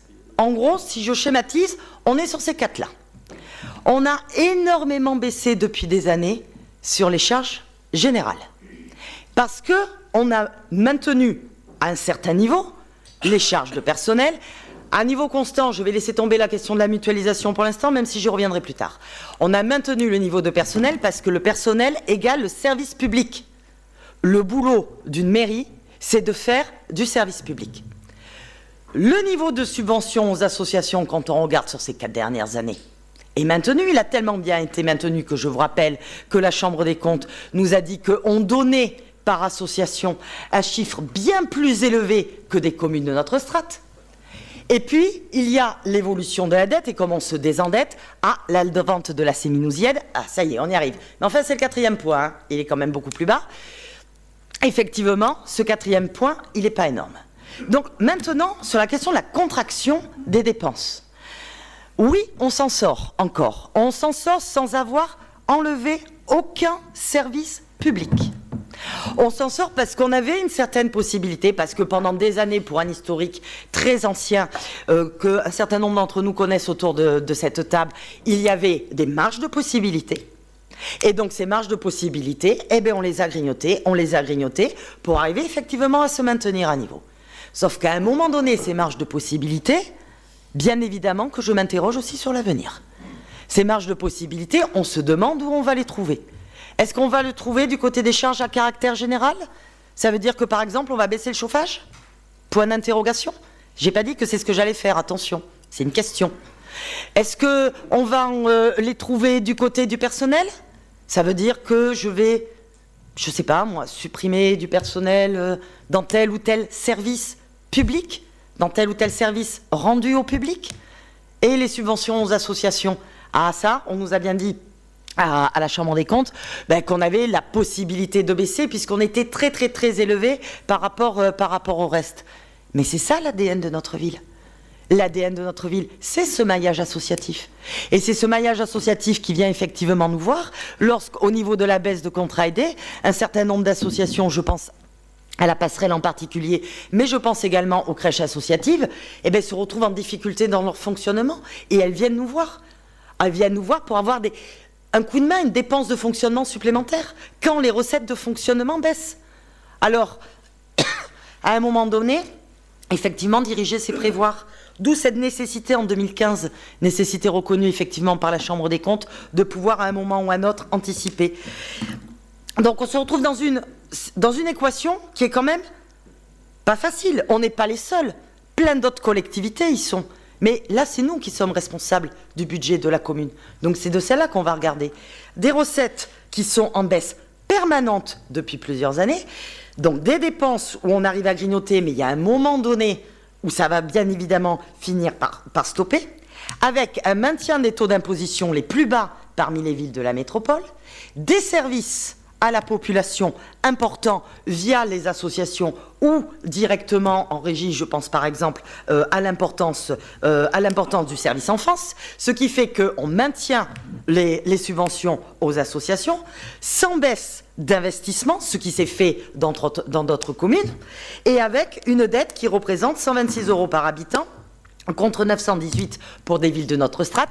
D'accord, la vente de la CEMI nous aide sur ce point-là, je suis bien d'accord, mais enfin on l'avait quand même commencé avant, la vente de la CEMI ne date pas de ces 10 dernières années non plus. Donc le rapport d'orientation budgétaire, il sert à montrer effectivement les grands ensembles. Et ces grands ensembles, ils sont là, sans rentrer dans le détail. Le détail, on va y venir, et on va y venir effectivement au moment du budget. Et donc, si on n'a pas de besoin de financement pour les années à venir pour l'investissement, c'est effectivement parce qu'on a vendu la CEMI. C'est exact. Pas de besoin de financement dans les années à venir, mais pas que, parce que sinon, on aurait un plan pluriannuel d'investissement sur l'ensemble du montant de 18 millions d'euros. Or là, on est effectivement au-dessus sur ce PPI qui sera présenté au moment du budget. Où là, effectivement, on montre que l'on a quand même une capacité d'autofinancement, c'est-à-dire un solde de fonctionnement, un reste de fonctionnement malgré la contraction, qui nous permet de continuer à financer quelque chose que l'on ne se base pas que sur la vente de la CEMI, qui a été importante, qui nous soulage énormément, mais qui ne se fera qu'une fois, qui ne se retrouvera pas. Et on doit avoir un budget sain de manière globale, pour toutes les fois où effectivement c'est quelque chose qui n'arrivera pas. Donc je voulais quand même revenir effectivement sur ces grands ensembles, parce que les questions d'orientation budgétaire, c'est savoir effectivement où l'on se place. Alors moi je suis ravie d'avoir enfin de temps en temps des propositions. Un budget participatif, c'est une proposition, j'aurais bien aimé peut-être l'avoir un petit peu avant, mais bon, elle existe. Ah ben oui, c'est au moment du rapport, vous auriez pu, on propose. Bon ben très bien, mais proposez, voilà. Je la mets pas de côté. Maintenant on peut peut-être avoir la possibilité d'en parler, du projet en tant que tel, parce que ça se met pas effectivement en place comme ça. Mais sur le fond, pas de souci particulier. Après, j'ai toute une longue liste de questions. Je ne sais pas si je vais répondre à toutes. Montant du déménagement. Ah oui, vous l'avez demandé en commission réunie. On ne vous a pas répondu dans les 15 jours parce que on a... Vous l'avez demandé à la commission réunie qui a eu lieu il y a 15 jours. Je termine ma phrase. Et vous avez regardé votre mail encore cet après-midi. Si je me rappelle bien, vous n'avez pas eu de réponse. En gros... La remise des offres est le 6 mars. Si les services n'ont pas eu la possibilité de vous répondre, c'est qu'on en est là. Je peux vous donner une enveloppe approximative, mais ce ne sera qu'une enveloppe approximative. On est à peu près aux alentours de 400 000 €, pour se donner une idée. Mais c'est pas précis, j'ai pas les offres. Voilà. J'ai pas les offres d'une manière ou d'une autre. La piscine, est-ce que nous avons une comptabilité analytique? On pourra en faire une de la piscine, on pourra en faire une de la médiathèque, on pourra en faire une du service enfance et ainsi de suite. Excusez-moi, Monsieur Sibrac. Monsieur Sibrac, quand les personnes s'expriment autour de cette table, je ne leur ai jamais coupé la parole. Je vous prierai, Monsieur Sibrac, d'avoir la même politesse envers moi. Je vous en remercie. Je vous en remercie. Monsieur Sibrac, je vous ai toujours donné la parole quand vous me l'avez demandé, et j'adore la manière dont vous avez de me remercier en me disant que vous ne me couperez plus la parole en me recoupant la parole. C'est sympa. Bon, ceci étant dit, dans le compte administratif, me souffle Madame César Brunet, compte administratif qui arrive au prochain, on aura des éléments là-dessus. Pourquoi pas de projet intercommunal? Mais parce qu'il faut d'autres communes qui acceptent d'y participer. Et qu'il n'y a pas d'autres communes qui acceptent d'y participer. Sur les RH, vous avez eu une réponse. Sur les salles d'intérêt communal également. Allons-nous faire valoir notre droit de préemption sur l'INAS? Attendez, je ne sais pas encore qui est en capacité d'acheter. Qui veut acheter, surtout que je me permets quand même de signaler, vous parlez d'un article dans Sud-Ouest qui a maintenant quelques jours, ça fait juste 3 ans quand même que la région a mis en vente cet espace-là, donc là ça grenouille un petit peu depuis quelques jours, mais enfin ça fait quand même un petit moment qu'on y est dessus. Mais le droit de préemption s'exerce aussi, ça dépend qui achète et pour en faire quoi. Je ne vais pas commencer d'entrée par couper un projet que je ne connais pas, je ne sais pas s'il va y en avoir un. On discute avant, enfin on essaie de ne pas être trop... J'allais dire un vilain mot, Monsieur Padi allait me fâcher, donc je vais pas l'employer. Non, je ne l'emploierai pas, Monsieur Padi. Je ne veux pas que Monsieur Padi me fâche. Donc tout ça pour dire que sur ce rapport d'orientation budgétaire, ce qui est important à comprendre, ce sont effectivement ces grandes idées d'orientation sur tout le maintien que l'on fait en direction de la tarification municipale, directement en Blanquefortais, du soutien aux associations, directement en Blanquefortais derrière, de tout le travail envers le social. Je voudrais dire qu'effectivement, quand on parle d'évaluation de politique publique, l'évaluation de la politique senior qui a été mise en place est quand même relativement exemplaire. Et que ça aussi, ça fait partie de la participation des gens. La salle était pleine lorsqu'on a fait la première restitution. Ça, c'est quelque chose qui n'est pas terminé. Ensuite, c'est faire en sorte que les projets avancent, mais que les projets avancent à leur rythme. Parce qu'il y a dire je veux, et puis il y a tout le processus administratif très long entre le moment où l'on prend la décision de faire un investissement et le moment où cet investissement se réalise. Je me tourne par exemple vers Madame Maillet pour la question de Padouins, où effectivement les travaux par exemple vont être effectués cette année, mais où la décision est prise depuis 4 ans, parce qu'il y a tout un long travail administratif, pas que, c'est trop lourd. Ça, on en est tous d'accord. Je dis pas ça pour le défendre, mais à un moment donné, effectivement, à un moment donné, il existe. On a un ensemble qui nous permet d'avoir un investissement préservé, un fonctionnement préservé. J'ai plus le droit de faire des vœux puisqu'on est fin février, mais je vais quand même en faire un. Moi, ce que je souhaite pour Blanquefort, c'est que ça dure, parce que je vous ai dit, on est arrivé à réduire les marges que l'on avait. Je ne suis pas sûre qu'on puisse les réduire pendant des années et des années. Et est-ce qu'il faut désendetter la France? Oui, c'est une évidence. À mes yeux, ça me paraît évident. Le problème, c'est de savoir qui a participé à son endettement au départ et qui participe à son désendettement à l'arrivée. Et là, on aurait de longues conversations, mais là, je pense qu'on va finir le conseil municipal à 3h du matin. Donc, je vous propose de remettre ça à un autre moment. Monsieur Sibrac, il me semblait que vous vouliez la parole après moi. Je vous la donne. Merci, Madame le maire. Alors, je vais essayer de faire dans l'ordre. Monsieur Laborde, vous indiquez que la CEMI a été vendue. On n'a pas... Attendez, c'est un débat, où est la contrariété? Attendez, figurez-vous, c'est pas ce que j'allais dire. Dommage. Monsieur Laborde, je veux juste dire, vous avez indiqué que la CEMI avait été très bien vendue, c'est vous qui le dites. Est-ce que vous savez si elle avait été peut-être mieux gérée? Il y a quand même eu des histoires les dernières années, me semble-t-il. Peut-être qu'on aurait pu en tirer plus, mais là n'est pas le sujet. Deuxième chose, je voudrais rappeler, ne vous en déplaise, que faisant partie de conseil d'administration, il y avait de mémoire 4 offres lors de la vente de la CEMI, et que la plus offrante était Vélogia, et que Madame le maire, vous vous en souviendrez certainement, au départ, vous ne souhaitiez pas aller vers Vélogia, qui était le plus offrant. Et je me souviens avoir demandé à ce que Vélogia puisse malgré tout répondre, et au final, c'est eux qui ont remporté le budget, donc je dirais que les 4 millions d'écart qu'il y avait entre la première proposition du loggia et le second, eh ben, j'ai la faiblesse de penser que j'ai peut-être une part de moi-même qui a permis d'avoir 4 millions d'euros de plus dans la caisse. Ça, c'est pour la CEMI. Deuxième chose, Madame le maire, tous les ans, vous refaites le même discours en laissant penser qu'on ne comprend rien au budget. On a compris la différence entre le fonctionnement et l'investissement. Pour autant, Madame le maire, on est d'accord sur le fait que si vous n'aviez pas eu la rentrée de la CEMI, et je ne vous le reproche pas, on avait voté la vente de la CEMI, donc ce n'est pas un reproche. On dit simplement que si vous n'aviez pas vendu la CEMI, Blanquefort aurait dû emprunter pour financer une partie de son plan d'investissement à 5 ans. Oui ou non? Bien.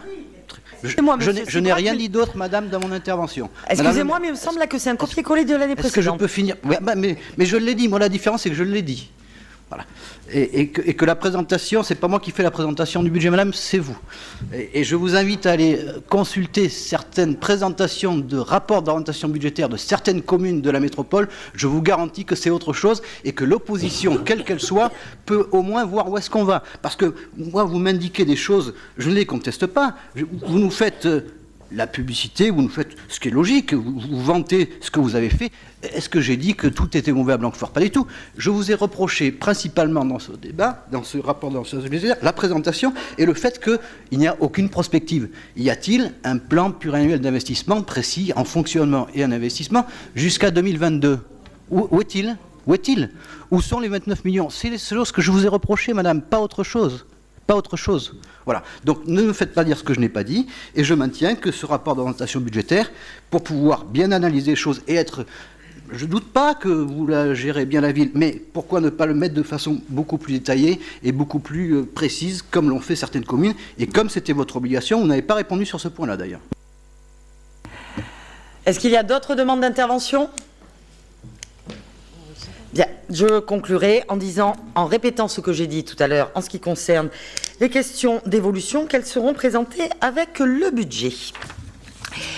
Donc, au prochain conseil, je vais donc... Alors, attention, le rapport d'orientation doit être voté, c'est-à-dire qu'on doit prendre acte de la présentation du rapport. C'est pas qu'on vote le budget, on est bien d'accord. Mais là, c'est une différence par rapport à avant, puisque le débat d'orientation budgétaire ne devait pas être voté. C'était uniquement le débat. Donc, on se serait arrêté là, on serait passé à la suite. Mais là, on prend acte, effectivement, de la présentation du rapport en tant que tel.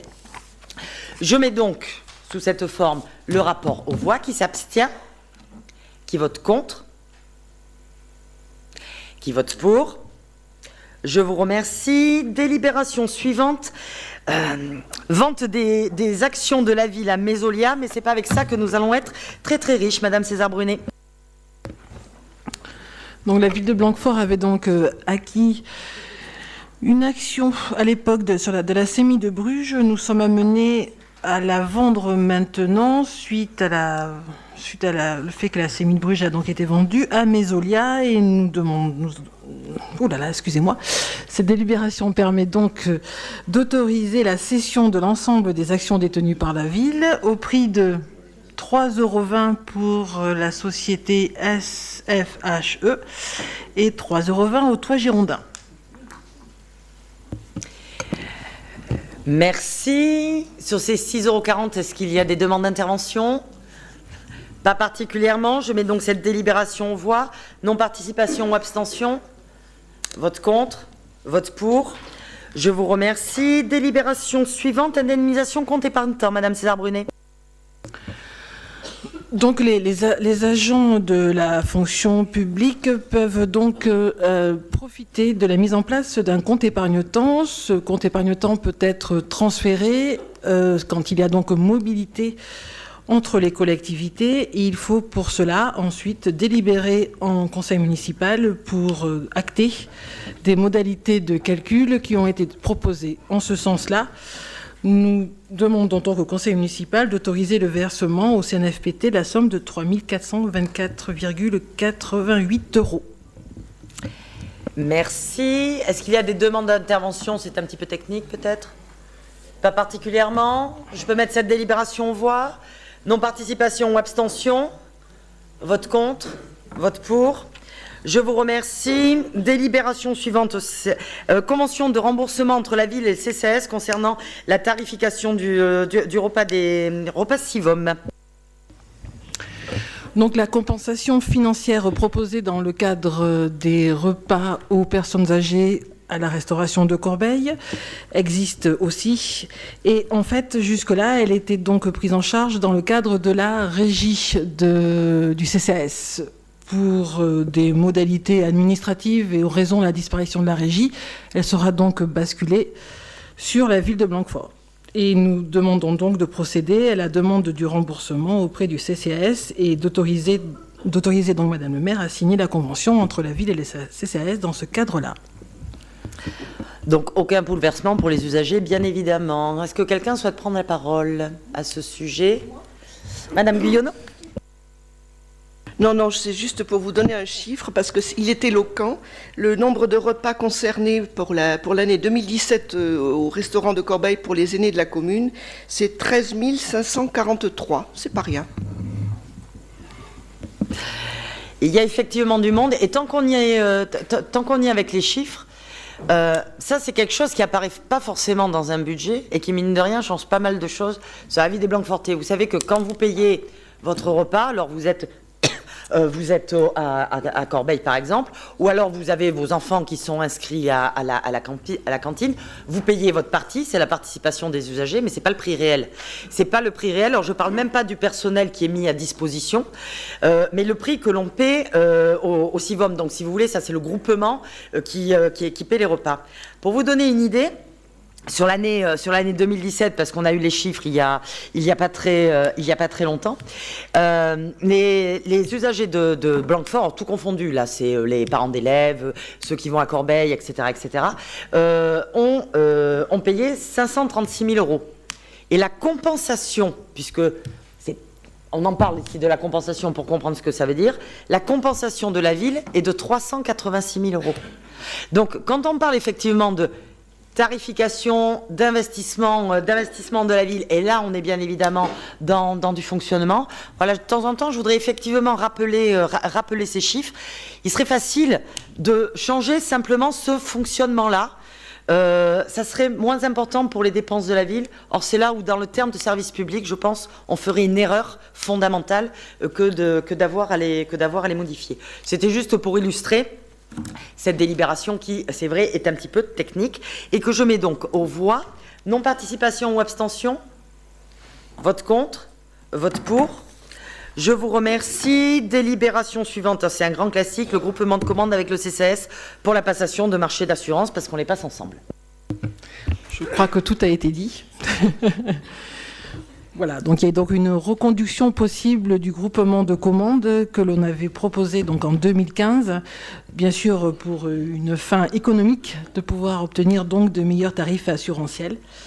Et nous proposons donc au conseil municipal d'approuver cette intention. C'est quelque chose de connu, des remarques? Est-ce que je peux considérer cette délibération comme étant adoptée à l'unanimité? Je vous en remercie. Délibération suivante, toujours Madame César Brunet. Avec la préfecture de la Gironde, nous faisons la télétransmission des actes administratifs. On a besoin d'un avenant. C'est en fait pour pouvoir étendre donc en fait ce fait de télétransmission des actes administratifs à d'autres modalités et de le permettre donc pour l'ensemble des actes budgétaires, marchés publics et actes d'autorisation du droit de sol. De droit des sols plutôt. Merci. Des questions, des remarques particulières? Je mets donc cette délibération en voix. Non-participation ou abstention? Vote contre? Vote pour? Je vous remercie. Délibération suivante. On propose d'adhérer à une nouvelle agence du département Gironde Ressources. Madame César Brunet. Donc en fait, cette agence propose donc une assistante administrative, technique, juridique, mais aussi financière dans les domaines suivants du développement économique, de la construction d'espaces publics, de l'environnement et du développement durable, de l'eau et de toutes ses ressources, du foncier, la gestion locale des marchés publics et du système d'information décisionnelle et géographique, mais aussi de la voirie. Donc en fait, l'on voudrait, par cette convention, par cette délibération, adhérer donc à cette agence départementale. et de désigner, excusez-moi, en l'état, M. Jacques Pady en tant que titulaire et M. Jean-Marie Deluche en tant que suppléant. Et ça nous coûterait 50 €. Ah oui. Voilà, l'adhésion coûte 50 €, pour préciser. Est-ce qu'il y a des demandes d'intervention à ce sujet? Pas particulièrement, je peux mettre aux voix. Non-participation ou abstention? Vote contre? Vote pour? Je vous remercie. Délibération suivante, la parole est à Monsieur Marceau pour la convention pour le Fonds local d'aide aux jeunes de la mission locale Techno-Ouest. Oui, bonsoir à tous. Il s'agit de renouveler la convention au Fonds local d'aide aux jeunes et de poursuivre ce partenariat avec la mission locale. Le FLAGE s'adresse donc aux jeunes de 18 à 25 ans sur le territoire de la mission locale qui représente aujourd'hui 15 communes sur le quart nord-ouest de la métropole. Les aides attribuées aux jeunes en difficulté sociale et professionnelle sont de deux ordres, des mesures d'accompagnement et des aides individuelles. Il vous est proposé, mesdames, messieurs, de poursuivre ce partenariat qui intègre la politique jeunesse de notre commune et d'autoriser madame le maire à signer la nouvelle convention d'objectifs avec la mission locale Techno-Ouest et d'autoriser le versement de la subvention de 3 504,60 €. Merci. Des demandes d'intervention à ce sujet? Non, je peux mettre cette délibération en voix. Non-participation ou abstention? Vote contre? Vote pour? Je vous remercie. Puisqu'on parle de mission locale Techno-Ouest, c'est le renouvellement de la convention. Monsieur Marceau. Tout à fait. Renouvellement de cette convention avec la mission locale Bordeaux Techno-Ouest. La politique générale d'aide aux associations doit faire l'objet de conventions de partenariat définissant un certain nombre d'objectifs. Elle fixe d'abord les moyens et les conditions matérielles et financières de l'aide à apporter par la commune. Compte tenu de l'intérêt de la ville à soutenir les actions de la mission locale Bordeaux Techno-Ouest, œuvrant à l'insertion de la population des jeunes de 16 à 25 ans, notamment par l'emploi, mais aussi en préservant la qualité du lien social, une nouvelle convention a été élaborée pour cette année. Il vous est proposé, mesdames, messieurs, d'autoriser madame le maire à signer la nouvelle convention d'objectifs et de moyens entre la ville de Blanquefort et la mission locale pour une période d'1 an et d'autoriser le versement de la subvention de 31 445 €. Merci. Des demandes d'intervention? Est-ce que je peux considérer cette délibération comme étant adoptée à l'unanimité? Je vous remercie. Délibération suivante, la parole est à madame Jouve pour nos conventions avec le tribunal de grande instance de Bordeaux. Oui, convention qui vise à avoir un outil supplémentaire de prévention, le rappel à l'ordre par le maire, donc qui est encadré par l'article 11 de la loi du 5 mars 2007, donc outil de prévention et non de répression. Un rappel à l'ordre, pour rappel, peut intervenir pour des troubles mineurs, incivilité, atteinte aux biens, dégradation mineure, nuisance sonore sur un lieu public ou exceptionnellement dans un espace collectif privé repéré par le CLSPD. Ça va nous permettre aussi de rappeler qu'on a certains dispositifs existants, notamment à des mineurs qui pourraient subir un rappel à l'ordre, rappeler aux parents qu'en cas d'exclusion scolaire, on accueille les jeunes, par exemple, au service médiation, leur rappeler tous les outils aussi qu'on met en place autour de la parentalité. Et c'est quelque chose aussi qu'on fait également dans le cadre de nos bonnes relations avec le parquet et la gendarmerie. Donc il vous est proposé tout simplement de signer une convention entre le tribunal de grande instance de Bordeaux et la ville de Blanquefort pour que madame le maire puisse utiliser les rappels à l'ordre comme outil de prévention. Merci. Est-ce qu'il y a des demandes d'intervention à ce sujet? Monsieur Sibrac. Oui, concernant cette principe de prévention, c'est somme toute symbolique, nous le voterons bien entendu, mais ça me semble, comme je le dis, assez symbolique et pas peut-être avec cela qu'on va régler tous les problèmes d'insécurité sur la commune. Il y a des moyens de prévention qui sont, de notre point de vue, beaucoup plus ambitieux et qui sont de la prévention également, c'est la vidéo tranquillité. Vous savez ce que nous pensons sur le sujet à Blanquefort. Je vous remercie.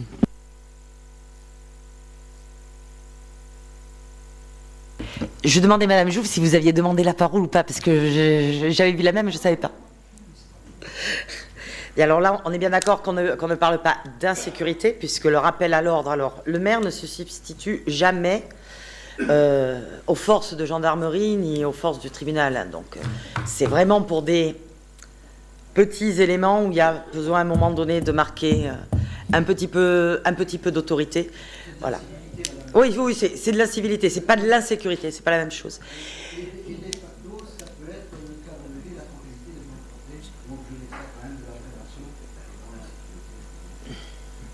Je vais donc terminer ma phrase, Monsieur Sibrac, si vous le permettez. Et je vais essayer de ne pas être suffisante en vous demandant, s'il vous plaît, quand vous demandez la parole, vous l'avez, aucun problème. Aucun souci là-dessus. Pas de souci. Moi, je suis contente de ce travail que l'on va faire avec le tribunal, parce que ce qui est important aussi, c'est le travail humain. Et le rappel à l'ordre, c'est le rapport avec le gamin, mais pas que. Ne croyons pas que c'est un outil de prévention uniquement pour des jeunes qui font des bêtises. Il arrive à des adultes, parfois âgés, de faire des bêtises. Et sur ces questions, effectivement, d'incivilité. C'est essayer simplement de pouvoir discuter sur, dans une société, quels sont les bons rapports que l'on doit avoir entre êtres humains. Ça ne va pas beaucoup plus loin, la question du rappel à l'ordre, sauf que, en gros, on avait déjà l'habitude de le faire. Ça se faisait de manière informelle. Là, ici, ce qu'on a voulu faire, c'est que, effectivement, quand on a des actes d'incivilité où on sait très bien qu'il n'y aura aucune procédure judiciaire, parce qu'on ne fait pas des procédures judiciaires pour des actes d'incivilité, et c'est normal, qu'il puisse y avoir quelque chose un petit peu de formel, pour dire, attention, là, il y a une ligne qui a été dépassée, on va en parler, mais je vous signale que là, effectivement, il y a une ligne qui a été dépassée, et c'est quelque chose qui est reconnu, effectivement, par la justice. Donc, c'est dans ce cadre-là que ceci est présenté. Je mets donc cette délibération... Pardon, Madame Duro. Non, vous avez répondu partiellement à mon interrogation. Il me semblait que vous aviez déjà un petit peu que le maire avait cette prérogative de rappel à l'ordre, mais vous venez de me dire qu'il était informel. Là, puisque donc il va devenir formel, est-ce qu'il va être consigné? Et si ceux qui font des incivilités et qui auront eu un rappel à l'ordre par le maire, ça sera consigné que s'ils font des bêtises beaucoup plus importantes, ça suivra au niveau du tribunal pour des faits plus importants. Oui. On a décidé avec le parquet que tous les rappels à l'ordre qui seront effectués sur le territoire seront transmis au parquet. Ce qui fait que s'il y a un autre acte commis, une procédure judiciaire, il y aura déjà connaissance qu'un rappel à l'ordre a été fait par le maire de la commune. Est-ce qu'il y a d'autres remarques ou questions sur cette délibération? Pas particulièrement. Est-ce que je peux la considérer comme étant adoptée à l'unanimité? Je vous remercie. Délibération suivante, renouvellement sur école et cinéma, Monsieur Marceau. Pardon. Ce dispositif en école et cinéma est mis en œuvre déjà depuis plusieurs années sur la commune avec plusieurs institutions, donc la Direction régionale des affaires culturelles, la Direction des services de l'éducation nationale au niveau de la Gironde, l'école et cinéma Jean Eustache et le réseau Canopé. Ces objectifs poursuivis à travers ce dispositif sont inciter les enfants à découvrir le cinéma, éveiller la curiosité et l'intérêt des élèves, intégrer l'approche de l'image cinématographique. Une extension de ce dispositif a eu lieu cette année et donc elle permettra aux écoles maternelles de pouvoir bénéficier également de cette initiative, de ce dispositif, sous le nom de maternelle et cinéma. Le dispositif permet donc aux élèves de pouvoir voir trois films en salle pour les classes élémentaires et 2 pour les petites sections et grandes sections maternelles. Pour l'année 2018, 9 classes sont inscrites dans ce projet au niveau de la commune de Blanquefort, 6 à l'école élémentaire La Rennais et 3 à l'école élémentaire de Quéchac. Cela représente à peu près 200 à 220 élèves qui pourront bénéficier de ce dispositif. La ville de Blanquefort soutient la démarche depuis de nombreuses années et s'engage de nouveau dans ce cadre à prendre en charge les coûts de la billetterie pour la projection des films et, dans la mesure du possible, les moyens de transport. Il convient de signer la convention d'application du dispositif pour le territoire de Blanquefort et il vous est demandé, mesdames, messieurs, d'autoriser madame le maire à signer la convention d'application école et cinéma en Gironde. Merci. Est-ce qu'il y a des demandes d'intervention à ce sujet? Pas particulièrement. Je peux mettre cette délibération aux voix. Non-participation ou abstention. Vote contre. Vote pour. Je vous remercie. Et puisqu'on est avec du soutien, la délibération suivante concerne un projet avec des enfants de l'ITEP de Briand. Monsieur Marceau. Oui, Madame le maire, un nouveau projet concernant les jeunes. La ville souhaite s'associer aux côtés de l'Institut ITEP de Briand dans le cadre du projet Rêve de gosse porté par l'association Bande à Gosse et les Chevaliers du Ciel. Cette action est une action nationale qui vise à travers un fil rouge pédagogique à rapprocher les établissements scolaires et les enfants, à partager en commun des projets composés de temps d'animation et de sorties communs sur différents thèmes.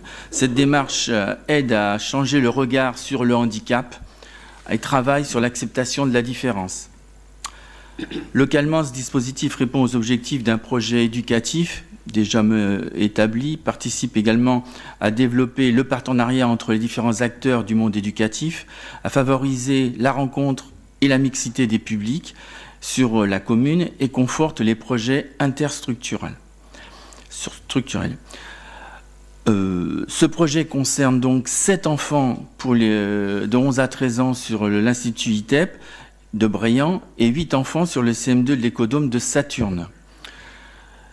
Ils pourront participer à une dizaine de rencontres au cours de ces actions et dans ces différentes actions, il y a des sorties communes sur les thèmes de ferme pédagogique, visite de la fromagerie, etc. sur Blanquefort ou autres, ainsi que des ateliers de fabrication d'un poulailler avec des animations et des ateliers de travail manuel. Cette action se conclut par un après-midi festif qui regroupera tous les enfants qui auront participé aux animations durant toute l'année en Gironde. Cela représente un peu plus de 200 enfants, au cours duquel, lors de cet après-midi, un baptême de l'air assuré par des pilotes professionnels sera offert à chaque enfant le 18 mai. Afin de pouvoir mettre en œuvre ce projet, il vous est demandé, mesdames, messieurs, d'autoriser madame le maire à signer la convention de partenariat avec l'association Bande à Gosse. Merci beaucoup, monsieur Marceau. Est-ce qu'il y a des demandes d'intervention? Non, pas particulièrement. Je voudrais juste souligner une chance que l'on a à Blanquefort. On a beaucoup d'écoles, de collèges, de lycées, publics, privés, généraux, spécialisés, professionnels, technologiques. Et ça fait des années et des années que tout le monde travaille ensemble, sans se préoccuper de savoir à quelle catégorie éducative on appartient. Et avec mes plusieurs casquettes, je peux vous dire que c'est rare. Et à chaque fois qu'on a de nouveaux chefs d'établissement qui arrivent sur la commune et que donc ils rencontrent leurs autres collègues, ils disent ils ont rarement vu ça. C'est pas unique en son genre, mais c'est quand même rare. Donc voilà, c'est également quelque chose à souligner. Je peux mettre cette délibération aux voix. Non-participation ou abstention. Vote contre. Vote pour. Je vous remercie. Délibération suivante. Dans le cadre de nos investissements, nous avons demandé des subventions à la CAF, monsieur Marceau. Tout à fait. Dans ce cadre de prolongement de la politique d'action sociale, la Caisse d'allocation familiale de la Gironde engagée en faveur de la réduction des inégalités territoriales et sociales s'appuie sur le développement d'appels à projets inscrits dans ce dispositif Fonds d'accompagnement public et territoire. La ville de Blanquefort a donc déposé 5 actions concernant des projets d'équipement ou d'investissement. Donc ces 5 projets ont été retenus et ont obtenu un avis favorable de la part de la CAF et plusieurs subventions sont donc allouées. 2 en ce qui concerne des équipements matériels, un équipement coin lecture pour 390 € et un tapis d'émotion pour 820 €. En ce qui concerne les investissements, nous avons une aide de 5 000 € pour les façades vitrées de l'ALSH Font-Gravet, 6 940 € pour les menuiseries de l'ALSH La Charmille et 8 000 € pour les toitures de Quéchac pour l'APS. Il convient donc de signer les conventions et il vous est demandé, madame le maire, d'autoriser à signer les conventions le Fonds public et territoire. Merci. Est-ce qu'il y a des demandes d'intervention? Pas particulièrement. Est-ce que je peux considérer cette délibération comme étant adoptée à l'unanimité? Je vous remercie. Délibération suivante qui se trouve être la dernière. Mais c'est encore une convention de partenariat. C'est un renouvellement, effectivement, avec le COS. Madame César Brunet. Donc voilà, tout a pratiquement été dit, si ce n'est vraiment tout. Donc chaque année, nous renouvelons donc le contrat de partenariat avec le COS, qui recouvre donc la question des moyens, des objectifs, des conditions matérielles et financières de l'aide que l'on apporte donc à cette structure. Et à ce jour, pour cette année, la subvention sera donc de 81 682 €. Merci. Est-ce qu'il y a des demandes d'intervention particulières? Non? Est-ce que je peux considérer cette délibération comme étant adoptée à l'unanimité? Messieurs, dames, je vous remercie. L'ordre du jour est épuisé. Nous nous revoyons en prochaine séance le 9 avril et en commission réunie, ce sera le 28 mars. Je vous souhaite une excellente soirée.